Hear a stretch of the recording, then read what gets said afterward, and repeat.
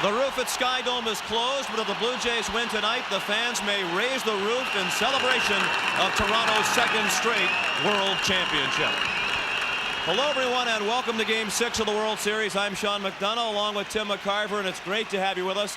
The situation is the same as it was Thursday night for Game 5 in Philadelphia. Toronto's still one win away from the World Championship, while the Philadelphia Phillies are in a must-win situation to force a Game 7 here tomorrow night. And Tim, we said at the start of this series that we thought it would be high-scoring, and it has been, and the top of the orders have been doing more than their fair share. As a matter of fact, the 1, 2, 3 spots in both orders has been as easy as 1, 2, 3. Look at the average for the Philadelphia Phillies, a 375 average, Toronto 362, and the 1, 2, and 3 spot has scored more than half of the runs that have been scored in this series. I think the rest of the order, as far as the Blue Jays is concerned, has been productive, especially with the production of Tony Fernandez. However, I think for the Phillies to win the next 2 games, they're going to have to get production out of their number 4 and 5 spots. That's Dave Hollins and Darren Daulton.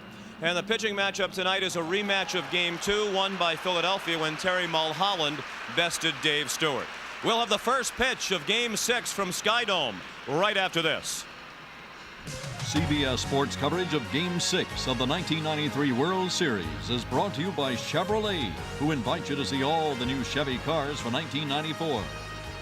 McDonald's, what you want is what you get at McDonald's today. And by Cellular One, clear across America. Jim Fragosi's lineup for Game 6 has Lenny Dykstra leading off in center field. Mariano Duncan is DHing tonight and batting second. John Kruk at first base hits third. The cleanup hitter is third baseman Dave Hollins. Darren Daulton is the catcher batting fifth. Batting sixth in right field, Jim Eisenreich. The left fielder, Milt Thompson, bats seventh. Kevin Stocker is the shortstop hitting eighth. And the second baseman making his first start of the series, Mickey Morandini, hits ninth. And making his second start of the series is Dave Stewart. He lost last Sunday night to the Phillies. He gave up that 5-run third inning, the big blow in that inning, the 3-run homer by Jim Eisenreich. Dave Stewart has lost 3 straight World Series games, games 1 and 4 in the 1990 series. Oakland against Cincinnati. As a matter of fact, Jose Rijo beat him both games. So he has lost 3 straight World Series games. Stewart is ready to go, and Lenny Dykstra will step in to get Game 6 underway. He's 7 for 20 in the World Series with 3 home runs, 2 of those in Game 4. The game in which he drove in 4 runs and scored 4 times. The Blue Jays win tonight. They will have defended their World Championship. First pitch by Stewart, a called strike. And in contrast to the first 2 games, the crowd here at Sky Dome seems to be into it from the first pitch. Of course, last year, Toronto won the World Series title on the road, winning Game 6 in Atlanta. Strike 2, says the home plate umpire Dana DeMuth.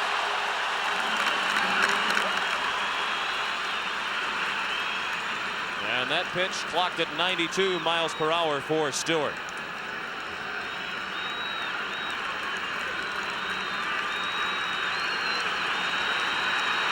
The 0-2 pitch. Breaking ball, and he struck him out. Dykstra gone on 3 pitches. And let's check in with Jim Gray. All right, thank you, Sean. I spoke with Dave Stewart, and he was not unhappy with his pitching performance in Game 2. He was only unhappy with the 3rd inning in which he gave up 5 runs. Now, I spoke to Stewart, and he's still going to try the same approach, throw a lot of first strike pitches. But then if he can get ahead in the count, I think you're going to see him try and find his spot and be a lot more picky. And I think you'll see Dave Stewart throwing quite a few more breaking balls as the game goes on. Sean? Thank you, Jim. Stewart's first pitch to Mariano Duncan is the first ball thrown by Stewart tonight. Duncan DHing for the first time ever. Mariano said he never did it in the minors, nor has he done it as a major leaguer. But Jim Fregosi wants his bat in the lineup because he has been productive offensively while playing second base in this series. To reinforce what Jim Gray was talking about, Jim Fregosi talks about how hitters must be patient with balls in the strike zone, swinging strikes. when pitchers get ahead, they've got to be patient with balls out of the strike zone and try to expand the strike zone, and that's what Stewart appears to be doing with the Phillies. Get ahead, and now you'll probably see him go away with the breaking ball out of the strike zone to Duncan.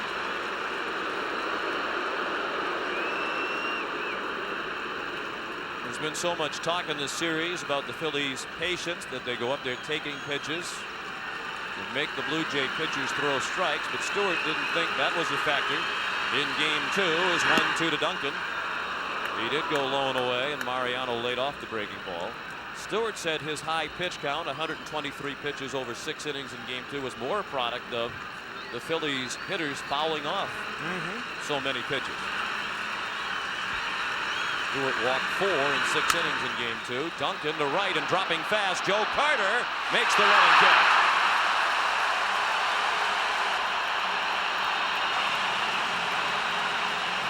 The defense for the Blue Jays, Ricky Henderson in left field, Devon White in center. You saw Joe Carter make that nice running catch in right. Ed Sprague at third base. Tony Fernandez at shortstop. Roberto Alomar at second base. John Olerud at first, and Pat Borders behind the plate. And John Kruk is at the plate. Hitting .400 for the series, but he has just 1 hit in his last 9 at bats. Kruk took ball 1 outside. 2 outs and the base is empty. No score in the top of the first. 36-year-old Dave Stewart. He said yesterday at the press conference that next season will be his last as a major leaguer. This is his first year with Toronto, as the first year of a 2-year contract. He signed as a free agent for 2 years, $8.5 million for the Blue Jays prior to this year. Cebo Gaston sounded hopeful when we talked to him before the game tonight that if Stewart has a good year next year, the Blue Jays might be able to convince him to continue on. With a 2-1. 2 balls and 2 strikes. Dana DeMuth in his 10th year as a National League umpire in his first World Series behind the plate. Dave Phillips at first. Paul Runge at second. Mark Johnson at third. Charlie Williams along the left field line, and Tim McClelland in right, the umpires who have worked this series. Stewart's 2-2 up and away. And the count is full on Kruk should he reach Dave Hollins with bat next.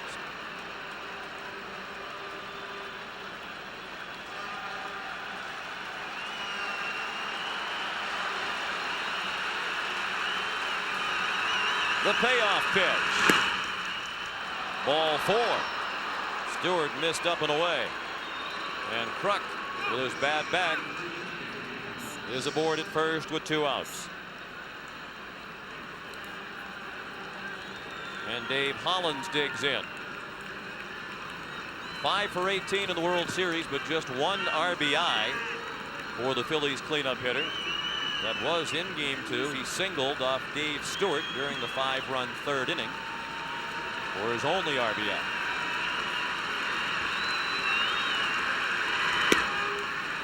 Ball 1 outside.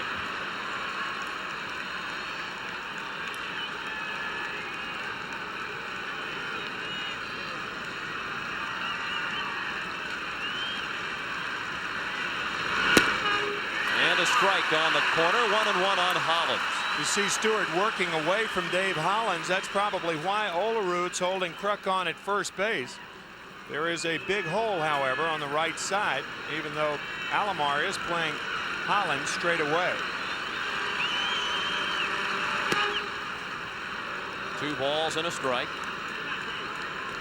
Picking up Hollins, one of the many fine moves made by Phillies general manager Lee Thomas. Hollins was left unprotected by San Diego, scooped up by the Phillies back in '89 in the Rule 5 draft. That's out of play. 2-2. For those of you who may not know what the Rule 5 draft is, each organization can protect 40 players, 25 of the regular roster and 15 more, and all others are eligible to be drafted for the draft price of $50,000. And the team that drafts away a player has to keep him on the major league roster for the entire season. Hollins pulled 1 foul. Just the Toronto Blue Jays have done an excellent job over the years of stealing good players away via the Rule 5 draft. They took a guy named George Bell from the Phillies once upon a time. Kelly Gruber, another productive Blue Jay player, taken away in the Rule 5 draft. From Cleveland.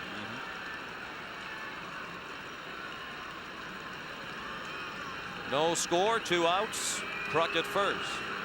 In the top of the first. Count of 2-2 on Holland. I guess the most famous Rule 5 draftee, Roberto Clemente, drafted from the Dodgers by the Pittsburgh Pirates back in the early 50s. In the air and shallow right. Carter charging hard. Alomar way out, and Carter makes the catch. After a half inning at Skydome, the Phillies nothing, and the Blue Jays coming up.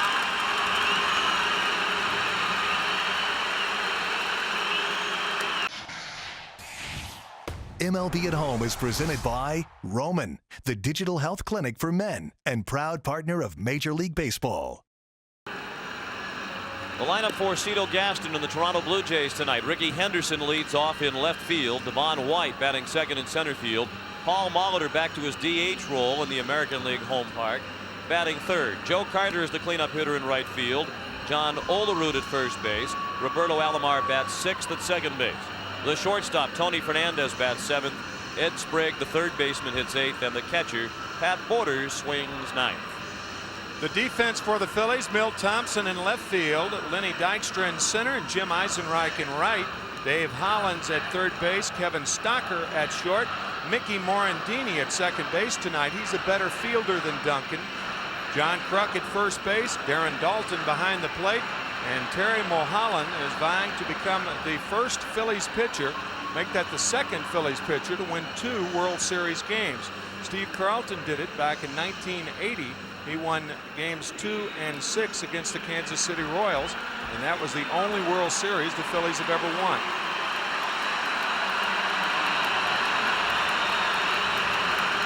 No score as the Blue Jays bat for the first time tonight, and Ricky Henderson strides to the plate. He's hitting .278 with no homers and 2 runs batted in. He has only 1 stolen base through the first 5 games.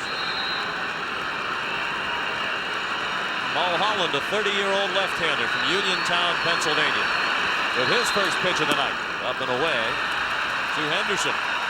Game 5 was the first game in which Ricky failed to reach base, leading off the first inning for Toronto.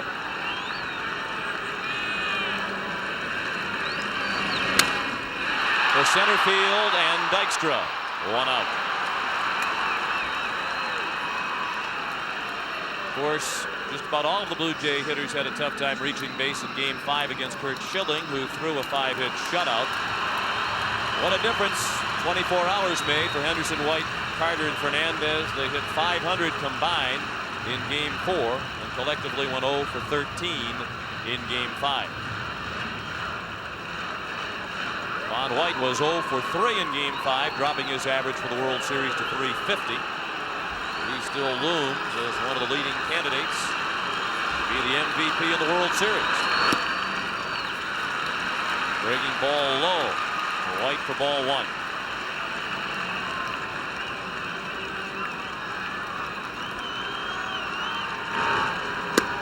Mulholland with the interesting delivery. Does a very good job of hiding the ball. Joe Carter says he hides the ball as well as any pitcher the Blue Jays have faced this year.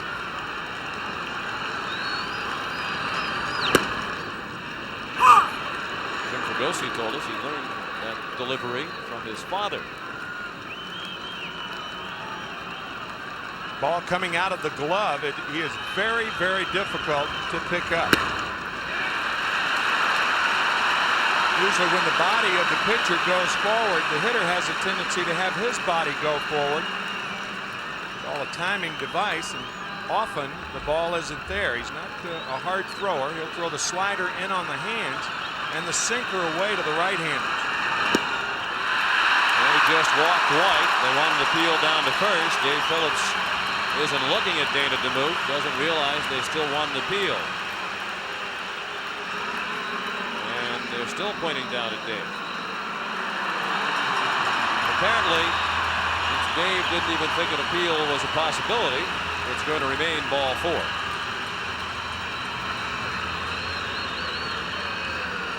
And here's Paul Molitor, another leading contender for MVP honors with his .421 average.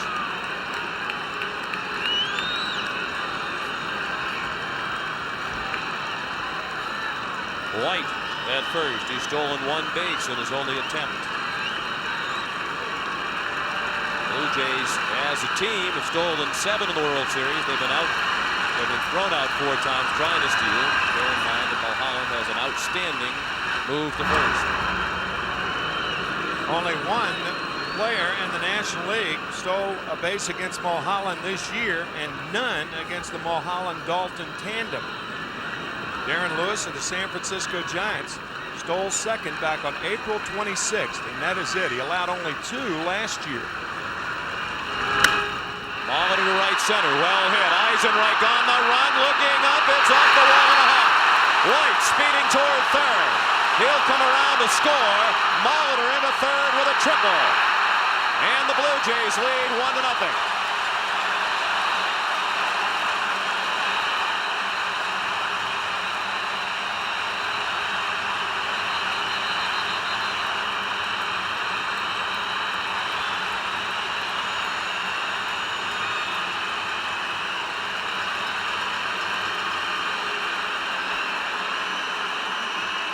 Molitor showing tremendous power the other way.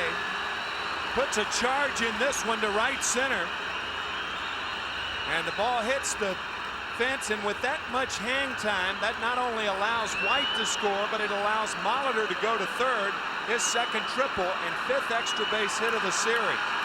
So he not only drives in one, he's in a good position now to score at third base with less than 2 outs. Carter, high fly ball to left. Thompson drifting back. Thompson at the wall, makes the catch. Molitor can trot in from third, and the Blue Jays lead 2-0. 5th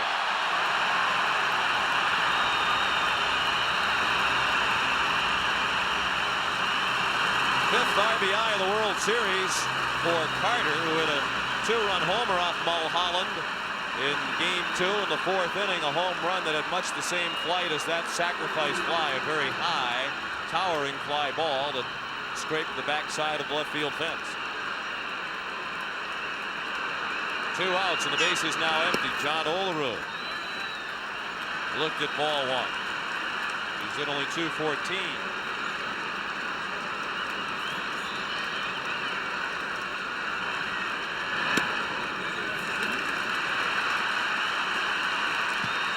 Molitor, with that run scored, has broken a record. He scored 15 runs now in this postseason, and that is a major league record for runs in a postseason. Olerud to the gap in left center, all the way to the wall. Thompson tracks it down. Olerud stops at second with a 2-out double.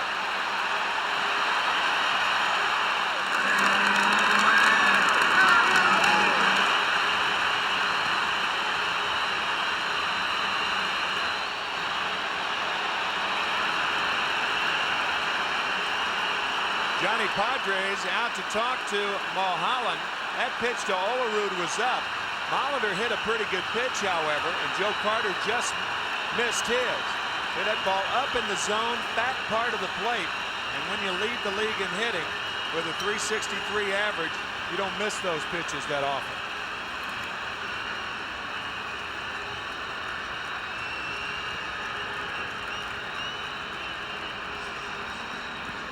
Dave Stewart has a 2-0 lead with which to work. And the Blue Jays are trying to provide him with more before he takes the mound.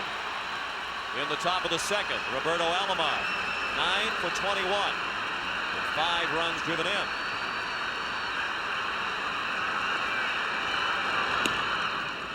Off-speed pitch outside. 1-0 on Alomar, the switch-hitting second baseman.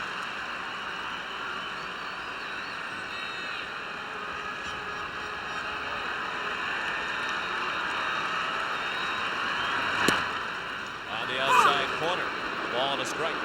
That's the pitch that Johnny Padres taught to Mulholland this spring. The sinker away. Padres thought that Mulholland was coming in too much against right-handed hitters, and that pitch has helped carry out a great deal. The bat goes flying again. Alomar fooled by the off-speed pitch, this time with a swing and a miss. It's interesting to note that if you're a pitcher like Tommy Glavine, you can work away to right-handed hitters. But very few pitchers, and I mean very few, can continue to pour the ball inside to any hitter. You make a mistake inside, it's a long ball. You make a mistake away, it's a single. 1 ball and 2 strikes, 2 outs. Olerud at second, 2 runs in the Toronto Ferns. Up the middle, base hit past the diving Stalker. Olerud comes around to score, and the Blue Jays lead is 3-0.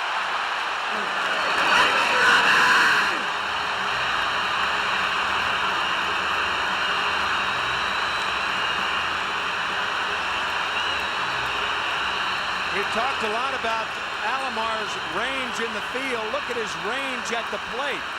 Rear end out, and he pokes one into center field. That is a nasty pitch by Mulholland, and Alomar hits a rope up the middle, and the Blue Jays have scored 3 quick runs here in the first inning. On 3 hits, they've almost hit for the cycle as a team. And a triple, a double, and a single. Fernandez, the hitter. 9 runs driven into the series.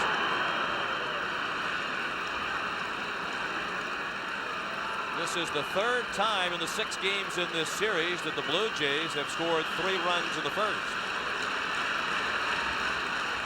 Alomar has stolen 4 bases and has been thrown out twice. The other 2 games, they scored 3 runs in the first. They won. They won 10-3 in Game 3 and 15-14 in Game 4.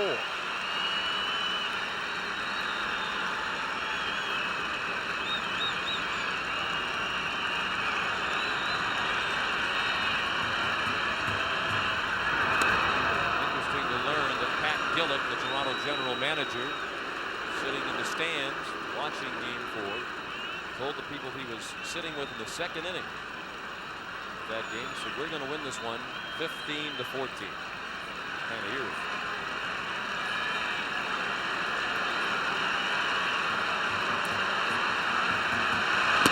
Up and away.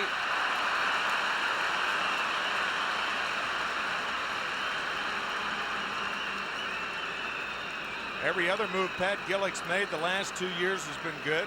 So now he's superb at predicting scores. We'll be getting a call from Dionne Warwick to be on the Sagging Friends hotline. In the air in right center, Dykstra waving away Eisenreich, and he makes the catch for the final out of the inning. 3 runs in the first for Toronto. After 1, 3-0 Blue Jays.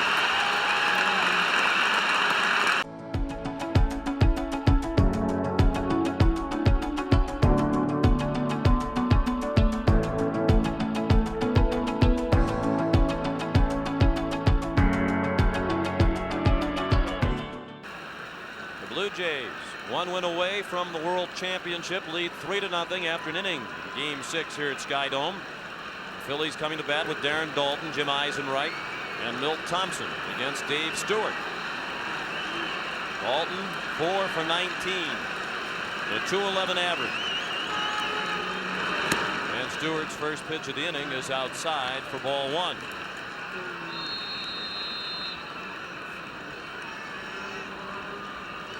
Dalton went 0 for 3 against Stewart in Game 2. 2-0 the count.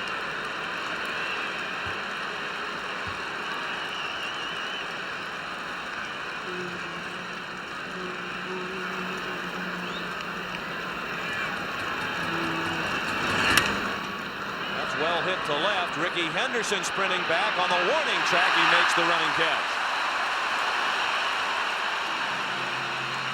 Before the series started, we talked to Dave Stewart about his pitching philosophy. Well, I pretty much follow my instincts. You know, if the Phillies show me something, that I should do something different, then I'm going to do something different. I'm not a guy that goes out in a game with exactly one game plan. You know, I plan to do whatever it takes to be successful. If they call for me to throw a lot of fork balls, then I'll throw a lot of fork balls. If they call for me to go to my breaking ball a little bit more, then I'll go to my breaking ball. But the one thing that's pretty consistent is I always throw a lot of fastballs. I don't throw the ball as hard as I used to, but I'm real confident that I can throw the ball where I want to, move it in and out. That's what he's done. He has adjusted. The Phillies showed that they would take it the first time he faced them, so he's gone more to his fastball tonight. Eisenreich on a 2-0 pitch, lines to left. Jim slumping of late, 1 for his last 10, and his only hit during that stretch was a bunch of singles in Game 4. And Stewart doesn't throw as hard as he used to, but we have had him tonight on the gun with pitches as fast as 92 miles per hour. Will Thompson looked at ball 1. After a 3 for 5 performance in Game 4, Milt went 0 for 3 in Game 5.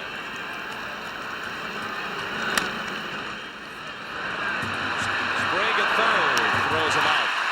And the Phillies go in order in the second. After an inning and a half in Toronto, the Blue Jays 3 and the Phillies nothing. Get your game cards ready and stay tuned for the Budweiser World Series Classic Play at the end of the 5th inning. You could win $100,000. Sean McDonough with Tim McCarver, Pat O'Brien and Jim Gray at Skydome in Toronto. The Blue Jays lead 3-0 after an inning and a half. Ed Sprague with the first pitch of the home half of the second into the glove of Lenny Dykstra. 1 pitch and 1 out for Terry Mulholland. Gave up 3 runs on 3 hits and a walk in the first. He faced 7 men in the first inning as the Blue Jays posted 3. And the number 9 hitter, Pat Borders, stands in. He's 5 for 19.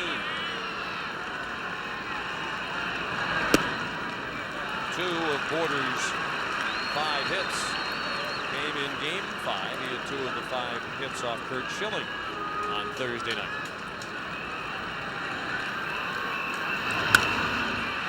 Line to center and in for a hit.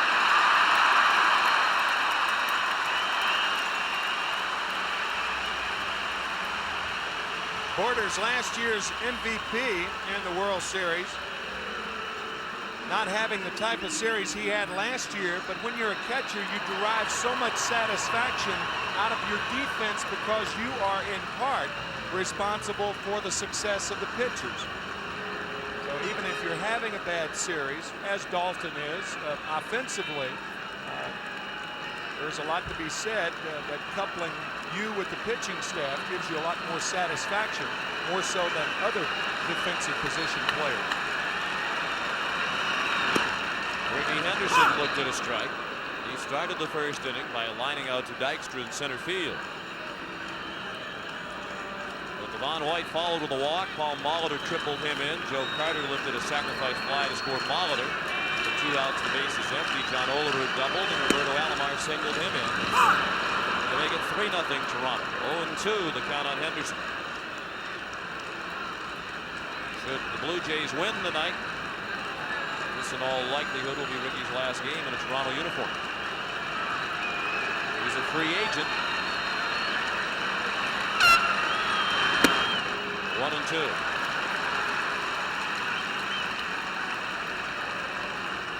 If there was ever a misnomer, it's that term free agent. Isn't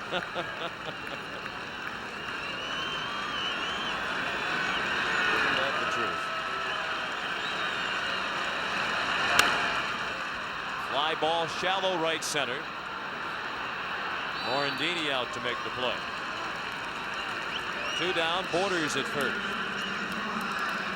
We're in the second. Toronto 3 and Philadelphia nothing. And here comes Devon White, who walked and scored the first Toronto run last inning.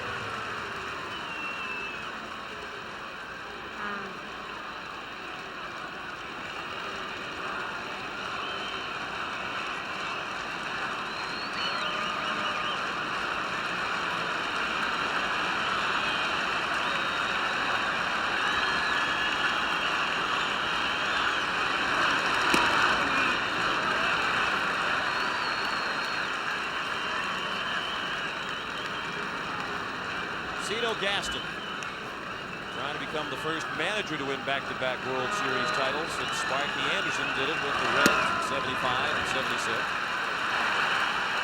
Only 10 managers have won back-to-back World Series titles. 6 of them are in the Hall of Fame. Guys like John McGraw, Connie Mack, Casey Stengel. Of course, Sparky Anderson will be in the Hall of Fame someday. 10 who have done it will be Hall of Famers. Interesting to hear Cito talking before the game tonight about how much longer he might manage. He said probably at the most 2 or 3 more years, and that's it.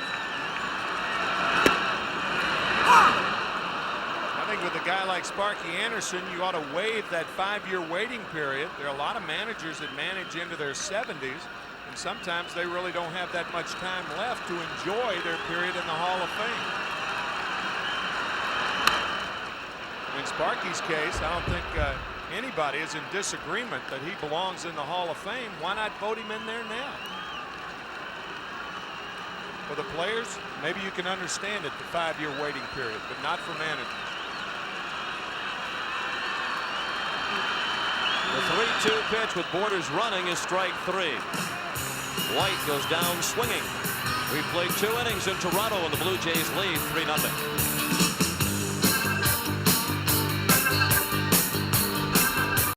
This Bud's for the Blues, the Reds, and the Warriors.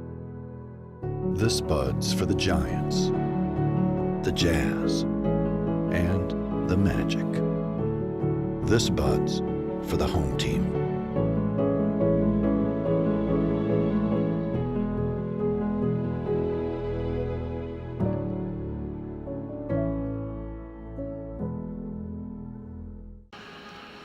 CBS Sports coverage of Game 6 of the 1993 World Series is brought to you by Budweiser Beechwood Age for a crisp, clean, classic taste. Oldsmobile. Bayer Aspirin, the wonder drug that works wonders. And by your Allstate agent. You're in good hands with Allstate.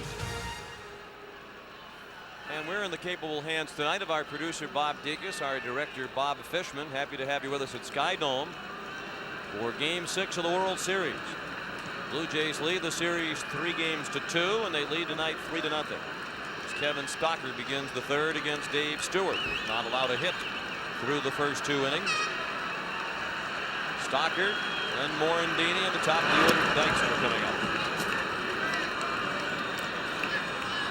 Stocker picked up his first RBI of the series in Game 5 with the double that drove in Darren Dalton in the second. He said it was a relief to finally hit the ball hard. He has 1 hit in 4 of the first 5 games. The only game in which he failed to pick up a hit was Game 4.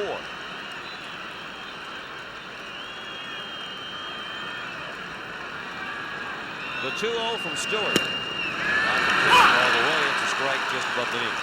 Kevin had an RBI against the Atlanta Braves in that Game 4 when the Phillies won 2-1 against John Smoltz. And then the other RBI coming the other night on the double when the Phillies won 2-0. So both RBIs in postseason have been important.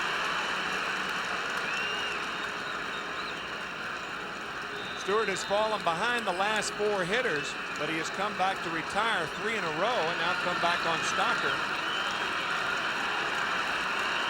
And his 2-2 pitch is a fly ball to center. Routine play for Devon White.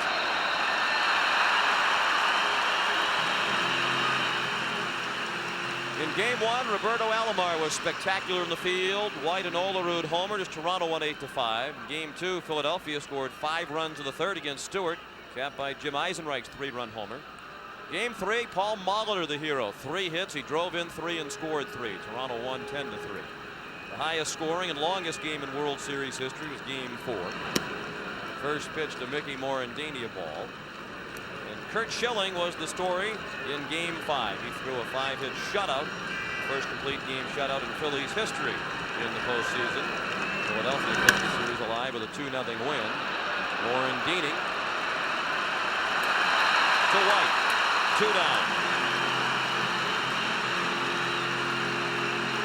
Jim Gray was talking about how Dave Stewart was going to come out tonight and pitch a more aggressive game, and he set the stage with Lenny Dykstra first time up. A fastball on the inside, fastball on the outside, and a forkball to finish the deal.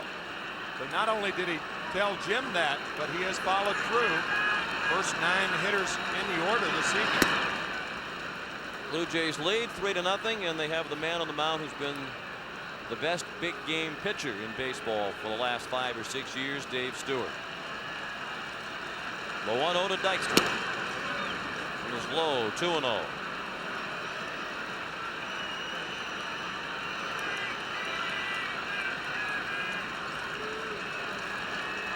Two outs, bases empty. 3-0 Toronto in the third, and that's ball 3.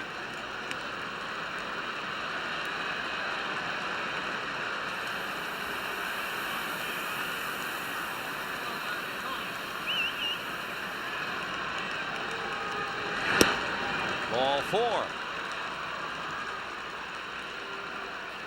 So Dykstra is aboard. He's the second Philadelphia base runner. The other was Kruk back in the first on a 2-out walk. Pitching in a clinching game is nothing new for Dave Stewart. He's won 4 of them in a postseason series, all 4 the championship series. 3 times with Oakland, 88, 89, and 90. And of course this year with Toronto. He's facing Mariano Duncan with Dykstra at first and 2 outs.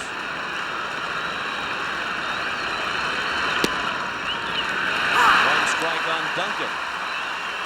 There's 9 hits in the series that ties him with Larry Boa for most hits by a Phillies player in a postseason series. And when we asked Jim Fregosi why he went with Duncan at the DH, Morandini at second instead of Incaviglia in the lineup with Jordan, he said, because I don't like Larry Boa and I want Duncan to break his record. Jim said that in jest. He went on to point out what a great third base coach Larry Boa is, in large part because he coaches the way he played, very aggressively, with a great deal of intensity. Guy who was cut twice from his high school baseball team, Larry Boa, went on to play 2,222 games. Duncan slams one, but it's foul, looking shy of the pole and left. And Larry's name has popped up in connection to some of the managerial vacancies.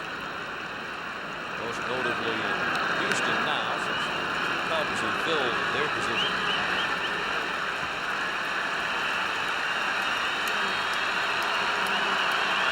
One and 2 the count on Duncan. He struck him out. We'll return to Sky Dome after this message and a word from your local station.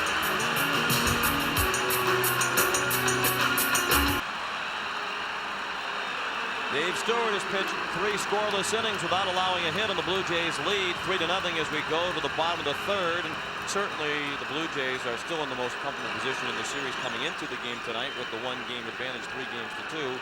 But they knew if they lost the game tonight, then they've lost their grip on the series and anything can happen in the Game 7. So they were under pressure tonight, and that pressure might have been relieved somewhat by those 3 runs in the first. Well, what the 3 runs does, it allows Dave Stewart to pitch a different type of game.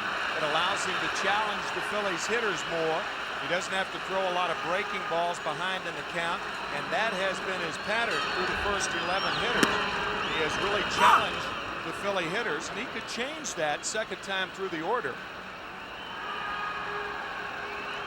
He's looking on as Paul Molitor begins the third against Terry Mulholland. He tripled and scored in the first inning. 15th run that Paul has scored this year in the postseason. That's a single postseason record. 1 run more than Roy White in '78 and Jim Rice in '86.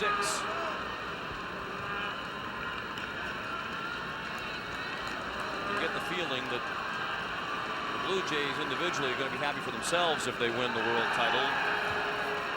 You also get the feeling here in the talk that they'll be even happier for Paul Molitor. He's not experienced the joy of winning the world championship. That's to left, and a nice running catch by Milt Thompson. Molitor on the '82 Milwaukee Brewers, and the Brewers were ahead of the Cardinals 3-2 when they went back to St. Louis. But Then St. Louis won games 6 and 7 to become world champions, and that's been his only shot. But Cito Gaston, very outspoken on the fact that if they win it, he feels that the guy who most deserves it is Paul Molitor. One out, bottom of the third, 3-0 Toronto. Joe Carter looked at a breaking ball for strike one. That's down to first. Kruk waves off Mulholland, 2 outs.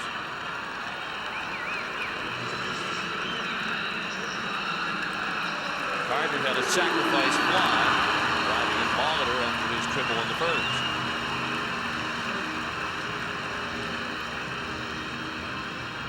And that brings up John Olerud, who doubled into the gap in left center and scored the third Toronto run in the first inning.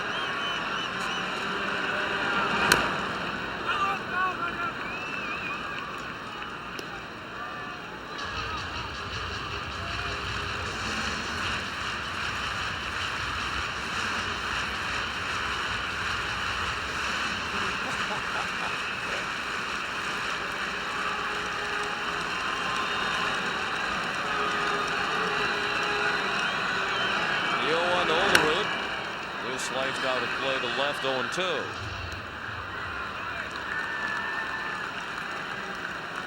John told his mother Linda when he was 5 years old that he was going to be a Major League Baseball player. He said, if not, I'll be a doctor. John's dad is a dermatologist.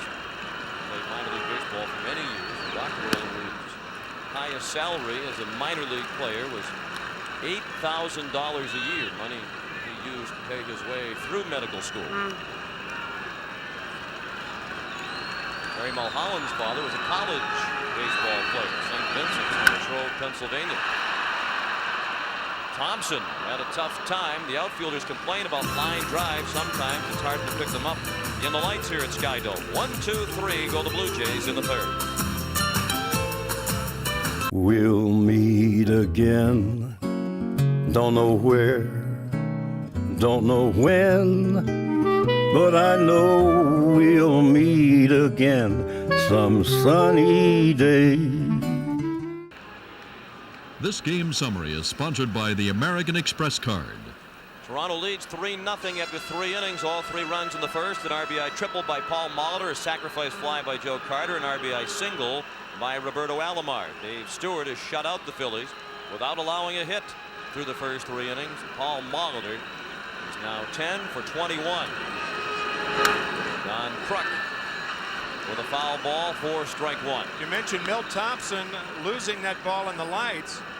The reason that a lot of outfielders assume that position is that they're praying that they catch the ball. And his prayer was answered. 1-1 on Kruk, who walked with 2 outs in the first. Phillies had only 2 base runners by a couple of 2-out walks issued by Stewart. 2 balls and a strike.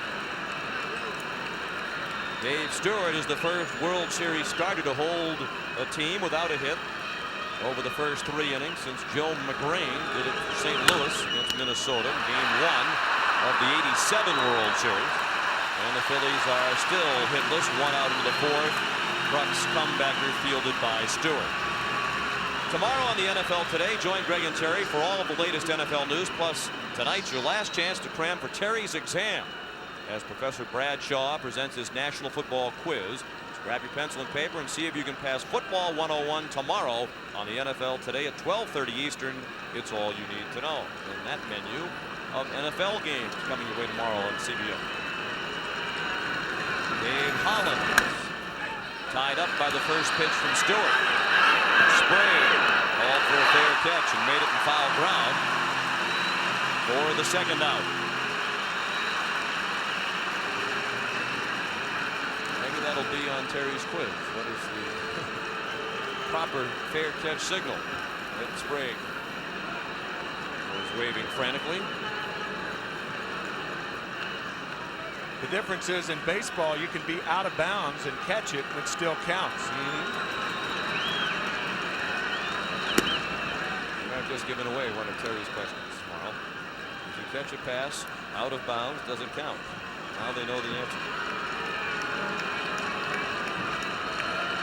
Aaron Dalton, the hitter. He lined the left his first time up. That's a very dramatic fair catch signal. But out of bounds, still an out.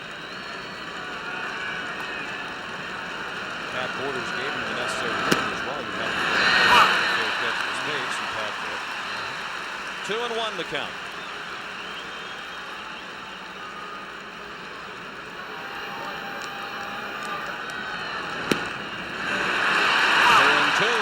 Stewart painted the outside corner.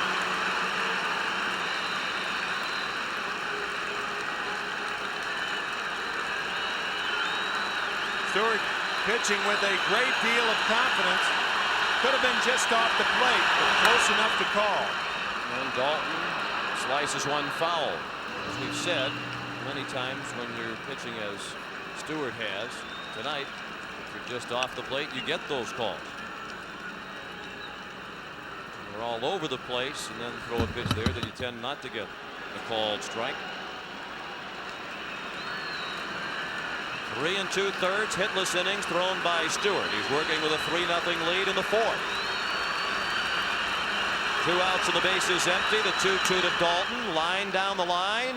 Foul. And not by much. Darren hits this ball right off the end of the bat. And look at the cue shot action. Fouled by about 4 or 5 inches.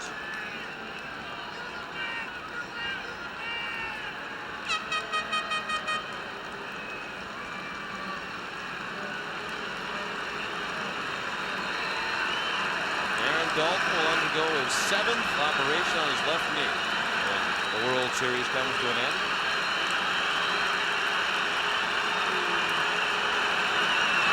Ball 3. Well, speaking of football, Darren was an outstanding quarterback at high school in Ark City, Kansas. Led his team to the state football championship, as Coach Wayne Jackson says. Even though he's an excellent throwing catcher now, he was more of a running quarterback back then. Little looper, big trouble, and the first hit for Philadelphia. No chance for Sprague or Henderson. Dalton trying for 2, and he is safe at second. Hustling double by Darren Dalton, who took a bit of a chance with his team down by 3. But a good gamble because it's 2 outs. And you also have a left-handed throwing left fielder who has more to do once he gets to the ball. Henderson does a great job getting to it, but watch all he has to do once he makes the catch. He has to turn, and that turn allows Dalton to get to second base. Even if he's thrown out on a play like this, it's a good chance.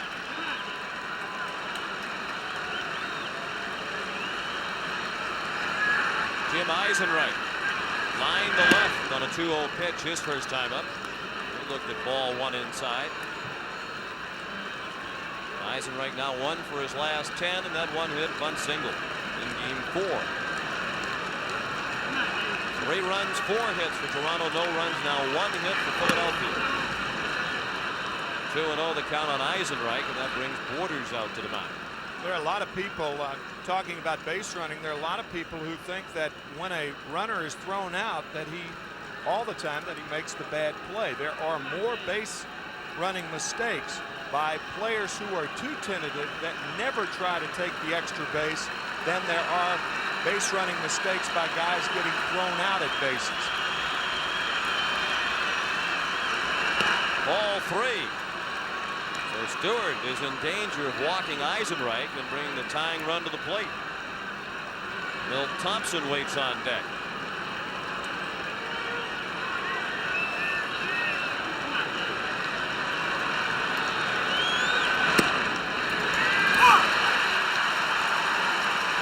Balls and a strike.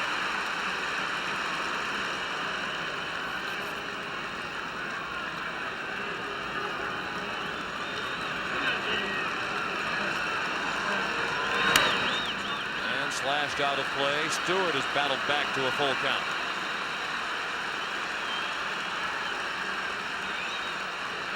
Dalton at second with 2 outs and a full count on Eisenreich.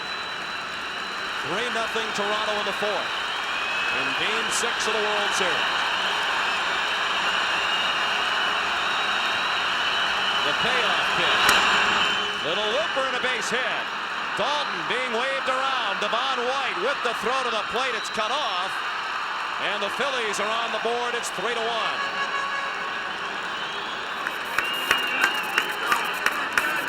Jim Eisenreich with just his 5th hit of the World Series, but he has used them to drive in 7 runs, and the Phillies have a run. Eisenreich delivers after the good base running by Dalton. You don't know what's going to happen for the rest of the inning, but the Phillies have stolen 1 run on the excellent base running by Dutch Dalton. Eisenreich drives in his 7th run of the series. He's at first with 2 outs. All of this has happened with 2 outs.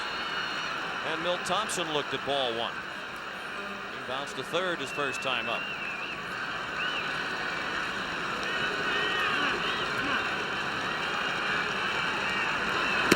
Ball 2. Stewart upset with himself. Working behind the hitters here in the 4th inning.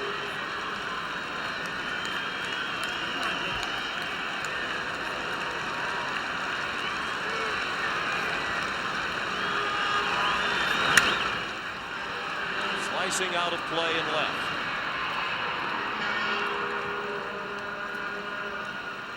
This is just the 5th trip to the World Series for Philadelphia. They're trying to win it for the 2nd time, their only World Championship in 1980. The interesting thing about that 1950 series, when the Whiz Kids lost to the Yankees, Jim Constanti, a short reliever, started Game 1. He was the MVP in the National League that year. All of the games were close. Yankees won 4 straight, but all were very, very close.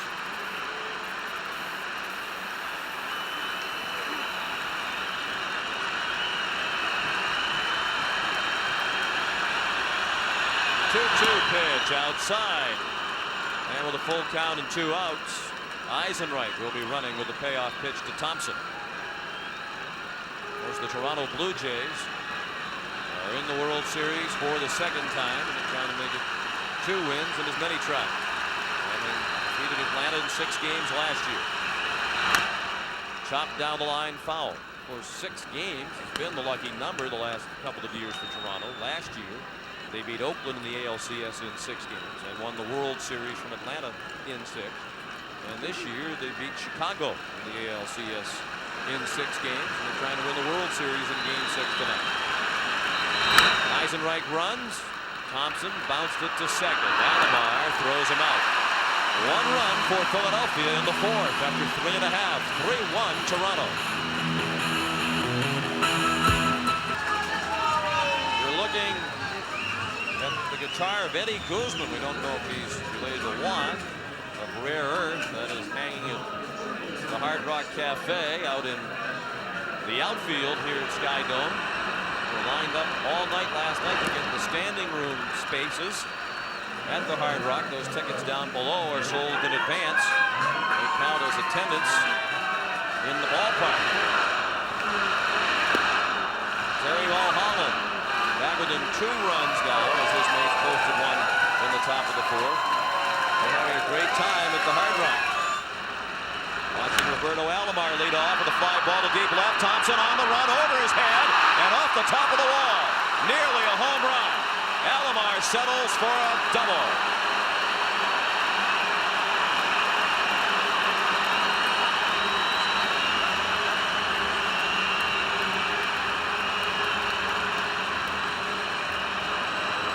This ball missed by about 4 feet going out of here. His 11th hit in the series and his 2nd double.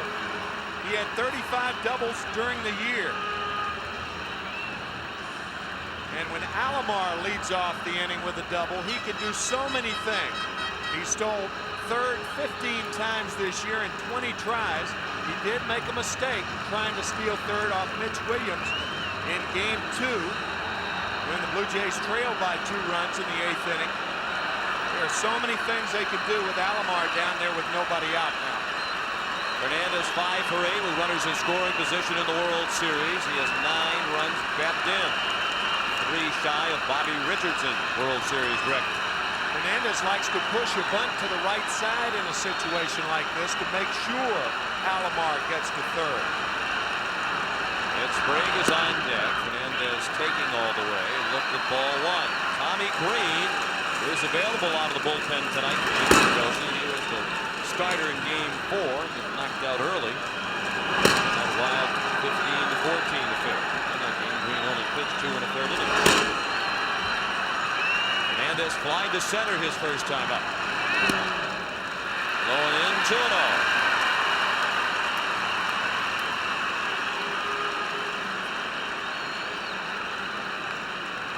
Alomar 2 for 2 tonight. He singled in a run in the first inning, while Holland has surrendered 5 hits.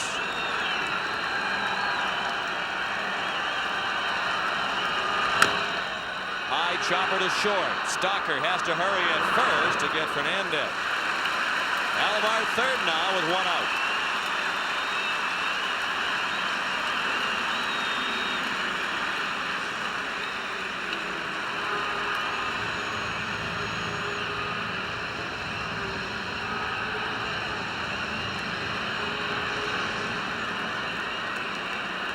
And that brings up Ed Sprague, who has only 1 hit in this series. He's 0 for 1 tonight, out on a fly ball to center in the second. 1 for 14 in the World Series with 1 RBI. The infield is in, and the first pitch is a strike.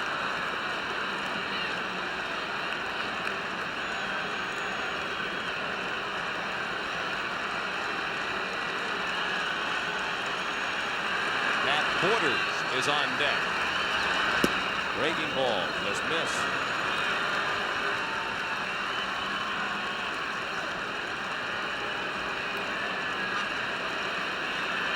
Toronto has a 3-1 lead, and they're threatening to score again in the 4th inning. Alomar third and 1 out. Sprague to right and deep enough to get the run in. Maybe better than that. Eisenreich against the fence, and Alomar is in to make it 4-1.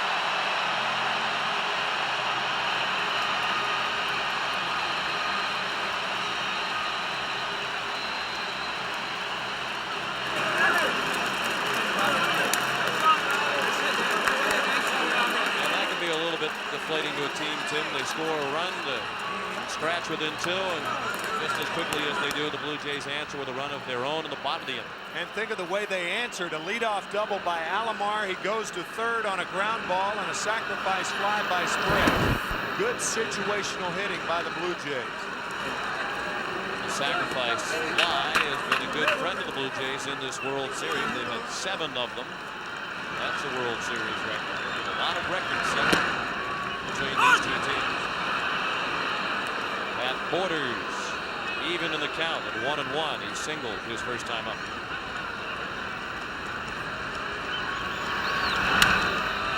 Two shot and a base hit. Borders starting to pick it up. He was 2 for 3 in game 5, and he's 2 for 2 tonight.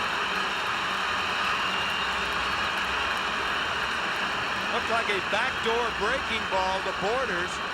He didn't hit it well, but he dumps it in front of Lenny Dykstra in center. See Dalton shift outside while Holland tried the breaking ball, and Borders with his 2nd hit of the night. Hit number 6 for Toronto. Borders at first with 2 outs for Ricky Henderson. He was 0 for 2 tonight. Ball 1 inside. Henderson lined to center in the first, popped to second in the second. He's now 5 for 20 in the World Series.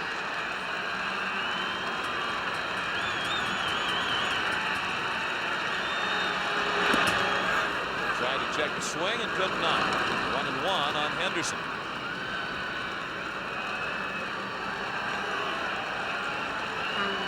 No argument from Ricky. He knew he went around.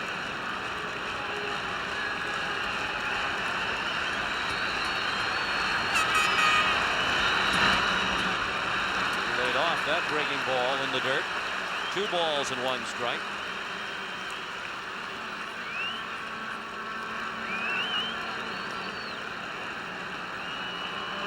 Henderson has not been a big factor in the Blue Jays postseason success this year. Only 3 hits in the the series against Chicago. 25 at bats. He's ahead here, 3-1.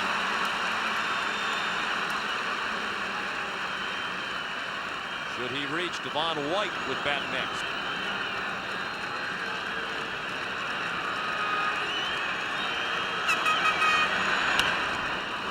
Check swing, Tapper back to the mound on what looked to be ball 4, and that ends the inning.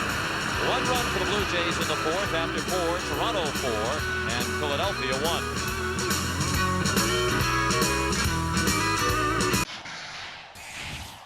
1. MLB at Home is presented by Roman, the digital health clinic for men and proud partner of Major League Baseball. A World Series moment from 1947. Outfield deep, round toward left, the infield overshifted. Here's the pitch. Swung on, belted. It's a long one. Deep in left center. Back for Jean Frito. Back. He makes a one-handed catch against the bullpen. Oh, doctor. Oh, doctor indeed. That was game 6 of the 47 World Series. The Dodgers leading in that game 8-5. Joe DiMaggio came to the plate. 2 on and 2 outs in the 6th. Al Gianfrido made that spectacular catch. The Dodgers wound up winning the game 8-6. But lost the series in game 7. The Yankees took it 4 games to 3. Dave Stewart pitching now with a 3-run lead again. It's 4-1. His team scored once in the 4th. First pitch of the 5th, the strike. And Kevin Stocker, who ran up as if to bunt.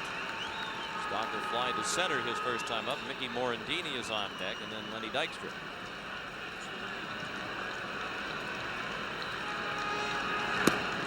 Maybe wondering what the record is, American League and National League. The American League leads the National League in winning World Series 52-37, due primarily to the 22 World Championships by the New York Yankees. You think about all the guys who haven't played in World Series, not only who haven't been on winning teams.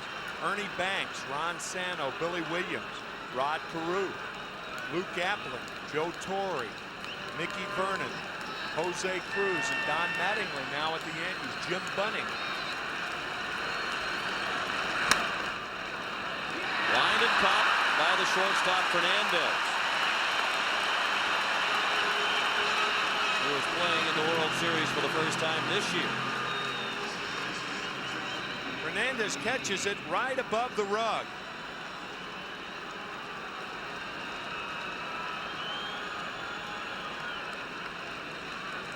Got nothing on the carpet there. Mickey Morandini left the ball 1 outside. Wearing protective gear on his front foot. Alomar boots it. A rare error by the 2-time Gold Glover at second base, Roberto Alomar. His second error in this series, and the Phillies have a base runner with 1 out of the 5th. Coming into postseason play, or to the World Series, he had never made an error in 23 games, and that's his second error as this ball jumps up, hits the heel of the glove, and bounds into right field. That's a ball he generally sucks up, but not this time. It's the first error for either team tonight. And here's Lenny Dykstra, who struck out swinging in the first. He walked in the 3rd. And 2 walks thrown by Stewart. Ball 1. Stewart has struck out 2. He's given up 2 hits. Stewart was a Philadelphia Philly back in the mid-'80s. Late '85, he came to Philadelphia in a trade. Texas was released early. 1986, May 9th of '86. Stewart was on a middle reliever coming off arm surgery. He was teaching himself the split-fingered fastball. The Phillies wouldn't let him throw the split in a game situation. Of course, that's such a big part of his success over the last several years. Dykstra in the air, not deep, in right. And Joe Carter is there, 2 outs.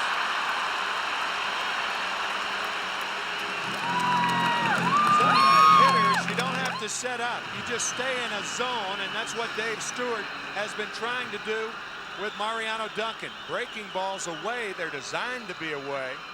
This one hammered foul. This is his last at bat, and he got him with the splitter.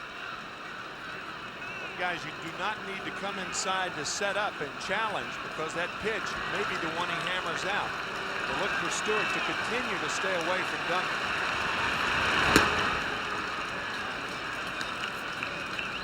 First pitch, the ball.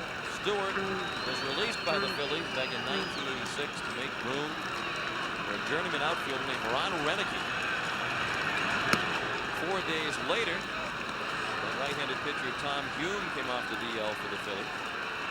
They released another right-handed reliever by the name of Larry Anderson, who was, of course, returned to Philadelphia and was on their team this year. David Cisco, the pitching coach, at the mound to speak with his battering. There's one source of controversy here the last couple of days in Toronto has been a story in the Toronto Sun yesterday by Bob Elliott of the Sun staff, citing sources saying that there would be 3 coaching changes for the Blue Jays next year, and that one coach definitely out the door is hitting coach Larry Heisel. John Sullivan had already announced his intention to retire at the end of this year, and speculated as to who the 3rd coach to be let go would be. Published report indicated that Heisel would be let go, and the Blue Jays haven't denied that, adding to the speculation. Tough to figure why they would let the hitting coach go when they were second in the league in runs scored and had the top 3 hitters in the league on their team in Olerud, Molitor, and Alomar. I mean, if you're going to fire a guy like Larry Heisel, nobody's job is safe. Also the type of guy who gives nobody any trouble. Duncan down to third. Sprague dropped the ball and has no play. So the Blue Jays have made 2 errors here in the 5th, and that will allow the Phillies to bring the tying run to the plate. Ed Sprague took his eye off the ball. It looked like he was looking at first base. Right there, the ball hit the back of his glove. Second error of the inning, and we'll see whether it's going to be costly. Second error in this World Series by Sprague. John Kruk, the tying run at the plate, and he looked at ball 1. He has walked and bounced back to the mound. The Blue Jays lead 4-1. The Phillies batting in the 5th.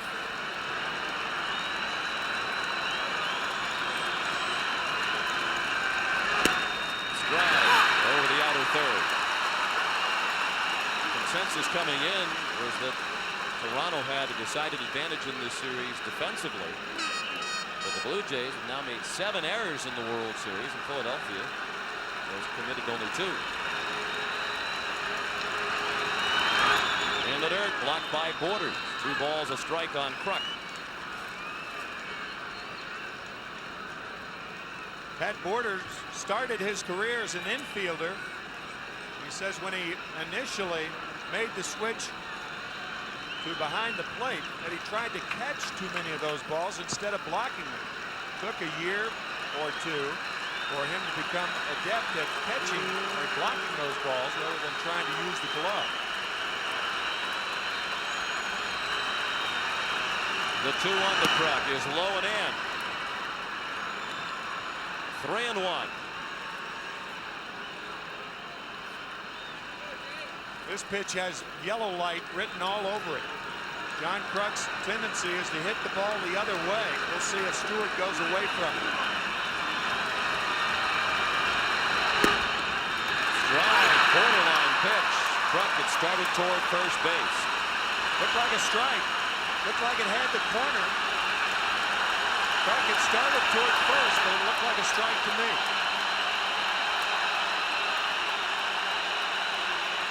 Looked like a ball on that angle.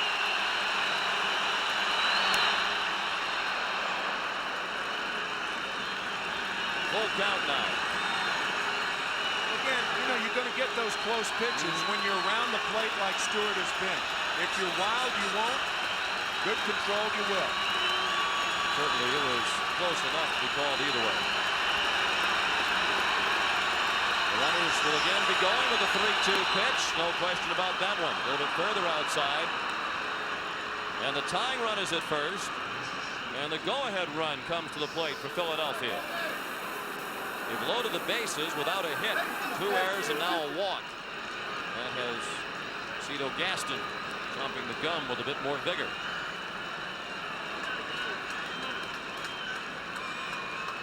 Dave Hollins 0 for 2 in this ballgame. Phillies have reached Game 6 of the World Series with very little in the postseason from their cleanup hitter. And that continues as Hollins is out on a bounding ball to first. The Phillies leave the bases loaded. They've stranded 6 halfway through the ballgame. 4-1 Toronto.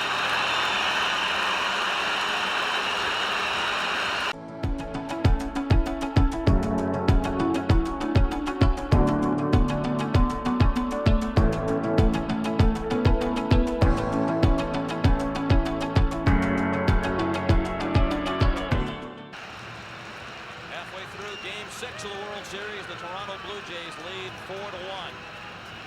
And they have Devon White, Paul Molitor, and Joe Carter coming up against Terry Mulholland. White walked and scored in the first. He struck out swinging in the second. Mulholland missed high with ball 1. So much attention in this postseason given to chewing and spitting tobacco products by the Phillies. And Terry Mulholland, back in spring training, gave up smokeless tobacco after 17 years. He smoked the dangers of it. The National Committee. How hard it is to give up. Doing it since you're a young man. Must be tough too to sit in the clubhouse and see all that chewing and spitting going on around him. Yep, all the temptation to resume it. And be addicted in the case of Mulholland, who throws the run. Right to right. Eisenreich is there, 1 out.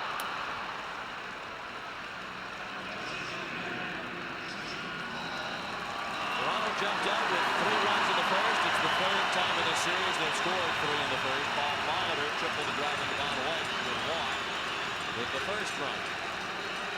The Philadelphia run came on a single by Jim Eisenreich, scoring Darren Daulton with double. And Toronto made it 4-1, a sacrifice fly by Ed Sprague by Roberto Alomar from third. Alomar doubled, moved up on a ground out by Fernandez. Molitor looked at a strike. Danny Jackson on the right. He would be the starting pitcher for Philadelphia. Here's Game 7 for Schilling. Game 6 necessary with his shutout over Toronto in Game 5.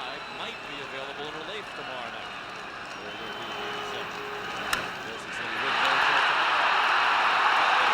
Reducing the likelihood of a Game 7 somewhat with a tremendous blast into the second deck and left.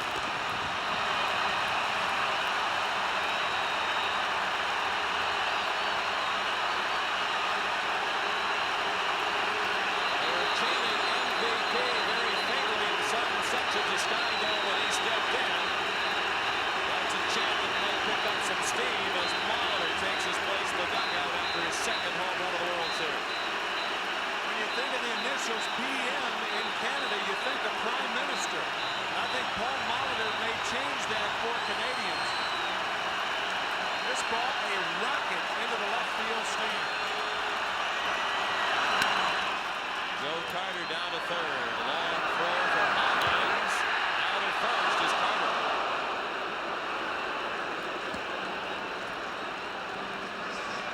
Molitor's 7th. Make that 6th extra base hit, his 2nd home run after his 2nd triple. That fastball in for a strike, and then Mulholland went away. And now this breaking ball right up in his eyes. When you're a catcher, you just want to reach out and interfere with the hitter. Saw the banner, the federal elections here in Canada are Monday. Talked about Prime Minister Paul Molitor might get a lot of write-in quotes.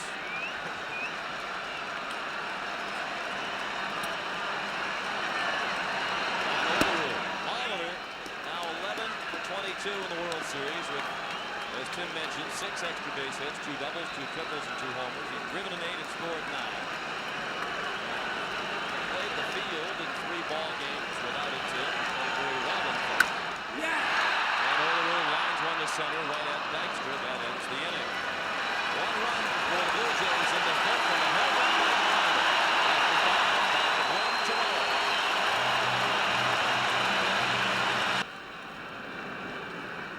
The Toronto Blue Jays 1 win away from capturing the World Series, lead 5-1 as the Phillies bat in the 6th inning against Dave Stewart. Philadelphia has managed only 2 hits to this point. The first came by Darren Dalton, a looping double down the left field line of the 4th, and he scored on the other hit. A single by Jim Eisenreich. All the damage done to Stewart through 5 innings. He survives the shaky defense behind him the last inning. Huge out to get Dave Hollins to end the inning with the ground out. Bases loaded.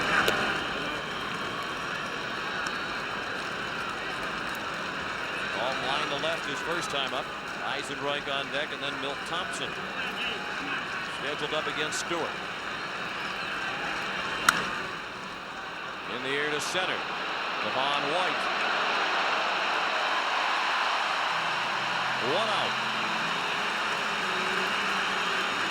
Sign of the Times yesterday at the off-day press conference. Dave Stewart up at the podium. Bill answering questions. His cellular phone rang. Inside one of his jacket pockets. Politely excused himself to answer the phone. Jim Eisenreich, the hitter.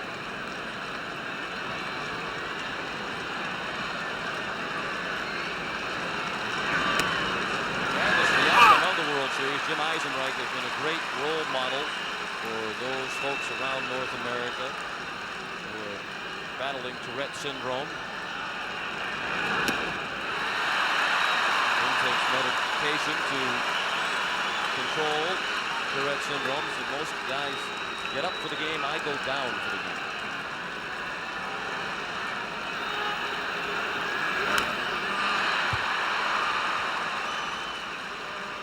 0-2 the count on Eisenreich.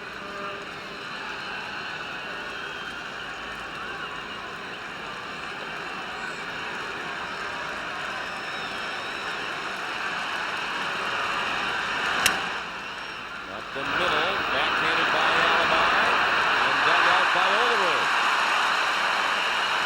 2 down in the Philadelphia 6th. Good play on both ends. Alomar going to his right. And the throw a little low and scooped by out Olerud.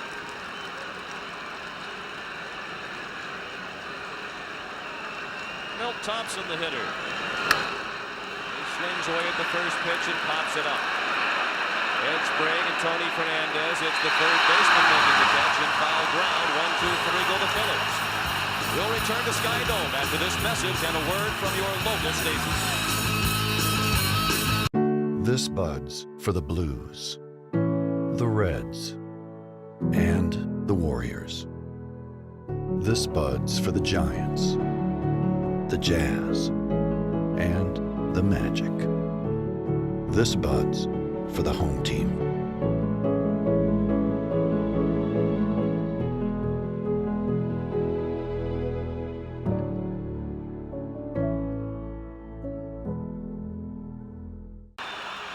Heading to the bottom of the 6th inning, the Toronto Blue Jays 1 win away from winning the World Series for the 2nd consecutive year, have a 5-1 lead. Sean McDonough along with Tim McCarver, and it's the veterans leading the Blue Jays tonight, Paul Molitor and Dave Stewart. Not only veterans, but 2 guys that the Blue Jays got during the offseason, signing both as free agents, and Dave Stewart pitching a terrific ball game, and Molitor not only with 2 RBIs, a triple and a home run, but he scored a run.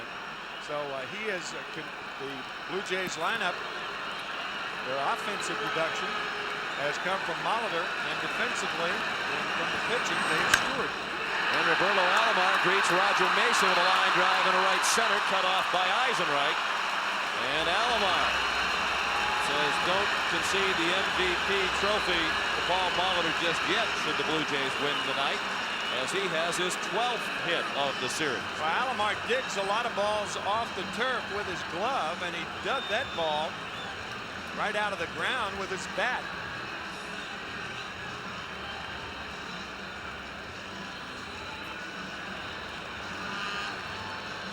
Roger Mason, the 35-year-old right-hander from Bel Air, Michigan, greeted rudely. His first pitch lined into right center for a hit for Alomar, who's 3 for 3 tonight, 2 singles and a double. Terry Mulholland worked 5 innings. He allowed 5 runs on 7 hits. Walked 1 and struck out 1. Tony Fernandez went 0 for 2 against him.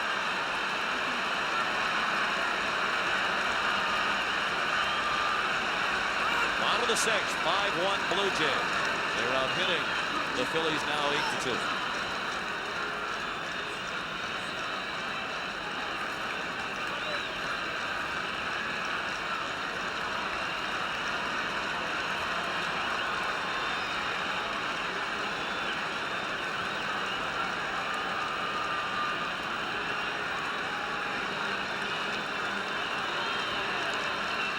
Fernandez is flied to center and bounced to short. Left towards second as Fernandez looked at the strike. Well, it's just a matter of when Alomar is going to run. Cito Gaston telling us before the game that the green light is always on for guys like Alomar, White, Molitor, and he rarely gives the stop sign. He considers all 3 very intelligent base runners. It's their option whether to run or not. He said Alomar is probably the Blue Jays' best base runner. Foul ball, 0-2 on Fernandez.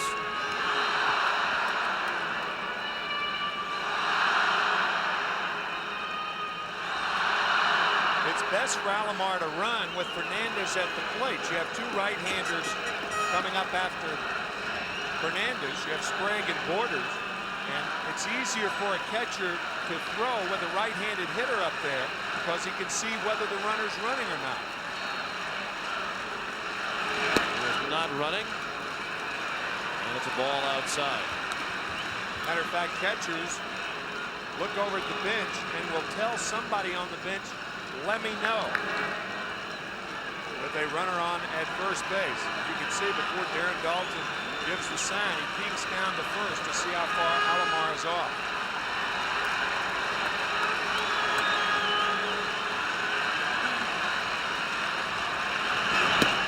Strike 3.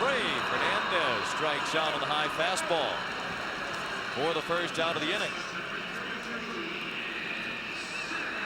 Fastball out of the strike zone, and Mason did something that is probably the best deterrent for a fast runner, and that's to hold the ball. Base runners have rhythm, just like pitchers and catchers and infielders and hitters. And if you hold the ball and make the base runner wait, that usually is the best deterrent to keep him from stealing. It's Sprague, the batter. Sprague drove in a run with a sacrifice fly into fourth. He flies to center in the second. The blade of the third base coach through the signs for Sprague and Alomar.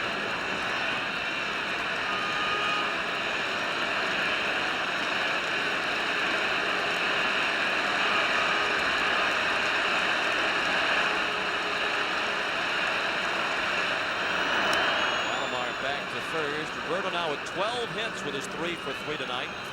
Should this series end tonight, that would tie the record for most hits in a 6-game World Series. Record held by Billy Martin in 1953. Tied by Alomar tonight. Rams have another chance to bat tonight. Very high and left. Alomar back to the bag to tag as Thompson makes the catch, and Roberto will not try to move up. Alomar is also now hitting .376 for his career in the postseason, and that is the highest batting average ever among the 100 players who have had at least 100 postseason at-bats. Paul Molitor second on that list, and Devon White fifth.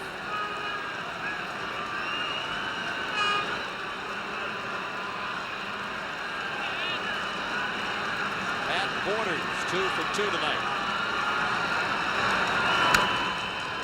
Lost the bat as the ball went straight back over the screen. Blue Jays lead 5-1 in the bottom of the 6th.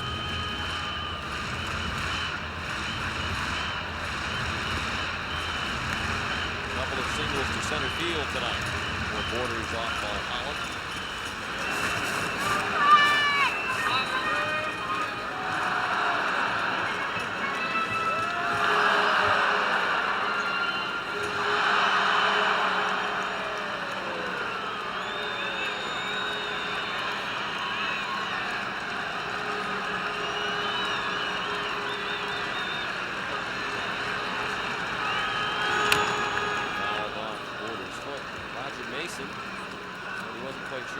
Stepping into when he joined the Phillies in July of this year. He played in San Diego. So much talk about the Phillies' image and reputation. Roger Mason is a born-again Christian. From time to time in the clubhouse, somebody will say a word that isn't all that pleasant, and they'll wheel around looking for Mason to immediately apologize. Roger says he has enjoyed very much his experience with the Phillies, as you might expect. A pop-up, Truck taking charge out in front of the plate, and that ends the inning. We've played 6 at Skydome in Toronto, and the Blue Jays lead 5-1. CBS Sports coverage of Game 6 of the 1993 World Series is brought to you by Lexus Luxury Automobiles, including the 1994 ES. Citibank Visa, not just Visa, Citibank Visa. The ingenious products from Magnavox, they're smart, very smart. And by Burger King and its everyday value menu. I love this place. Now a look back at the 1986 World Series. And the pitch by Stanley, and a ground ball trickling. It is a fair ball. Hit by Buckner. Down the third night. The Mets will win the ball game. The Mets win. They win. Unbelievable. The Red Sox in stunned disbelief. Wasn't that the truth? Bill Buckner couldn't handle Mookie Wilson's grounder. Ray Knight scored the winning run. And the Mets came from behind to win Game 6 in the bottom of the 9th. To win Game 7. Take the series 4-3. That's difficult for me to read. Next time they show that play. Yeah, we talked about Bucky Dent the other night. Now the 1986 World Series that Red Sox fans will never forget, along with that 78 home run by Dent. Of course, the talented actor Charlie Sheen recently purchased that ball at an auction for over $90,000. Quite a collectible. And Stockley the batter. 2 balls and 1 strike to count. Phillies running out of time. They're batting in the 7th, down 5-1. Against Dave Stewart. He's only allowed 2 hits. They came back-to-back in the 4th when the Phillies scored their run. At the knees, 2-2. Mickey Morandini is on deck, and then Lenny Dykstra. Mariano Duncan would bat 4th in this inning.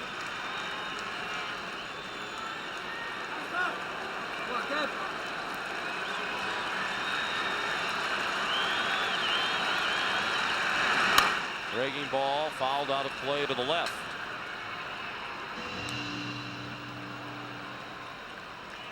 Jim Fregosi seemed comfortable with his team's position coming into tonight, even though they trailed 3-2. He talked about all the times this year that the Phillies had bounced back from adversity. They survived challenges during the regular season from Montreal and St. Louis to win the National League East. They won the final 3 games of the playoff series in Atlanta to win that series in 6. He seemed relatively confident in his team's ability to repeat that in the World Series. Well, the Blue Jays' confidence has to be bolstered by what they went through during the regular season. 16 days on 16 different days after the All-Star break. They were tied for first, but never once did they relinquish their hold on first place. And it's not like it came easy for either organization. We talked earlier about Dave Stewart, about his frustrations becoming a pitcher. I mean, a real good major league pitcher at the age of 30. That's when he first won 20 games. What about the organizations? 1985, the Blue Jays up 3-1 against Kansas City. They lost the series as the Royals came back and won 3 in a row. 1987, the Tigers ended up winning the division after the Blue Jays had a 3.5-game lead with a week to play. And they lost all 7 games that they had remaining. 1989, they lost after winning the division, losing to Oakland. It was only in winning the World Series last year that the Blue Jays finally shed that label of can't win the big one. Yeah.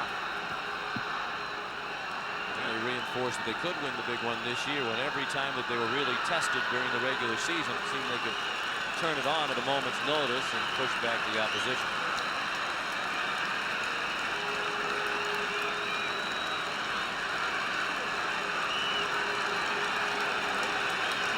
Stocker battling Stewart.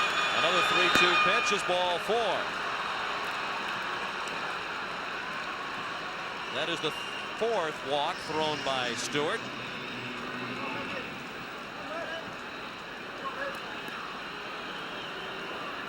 Stocker was up there for 10 pitches. Stewart has now thrown 109.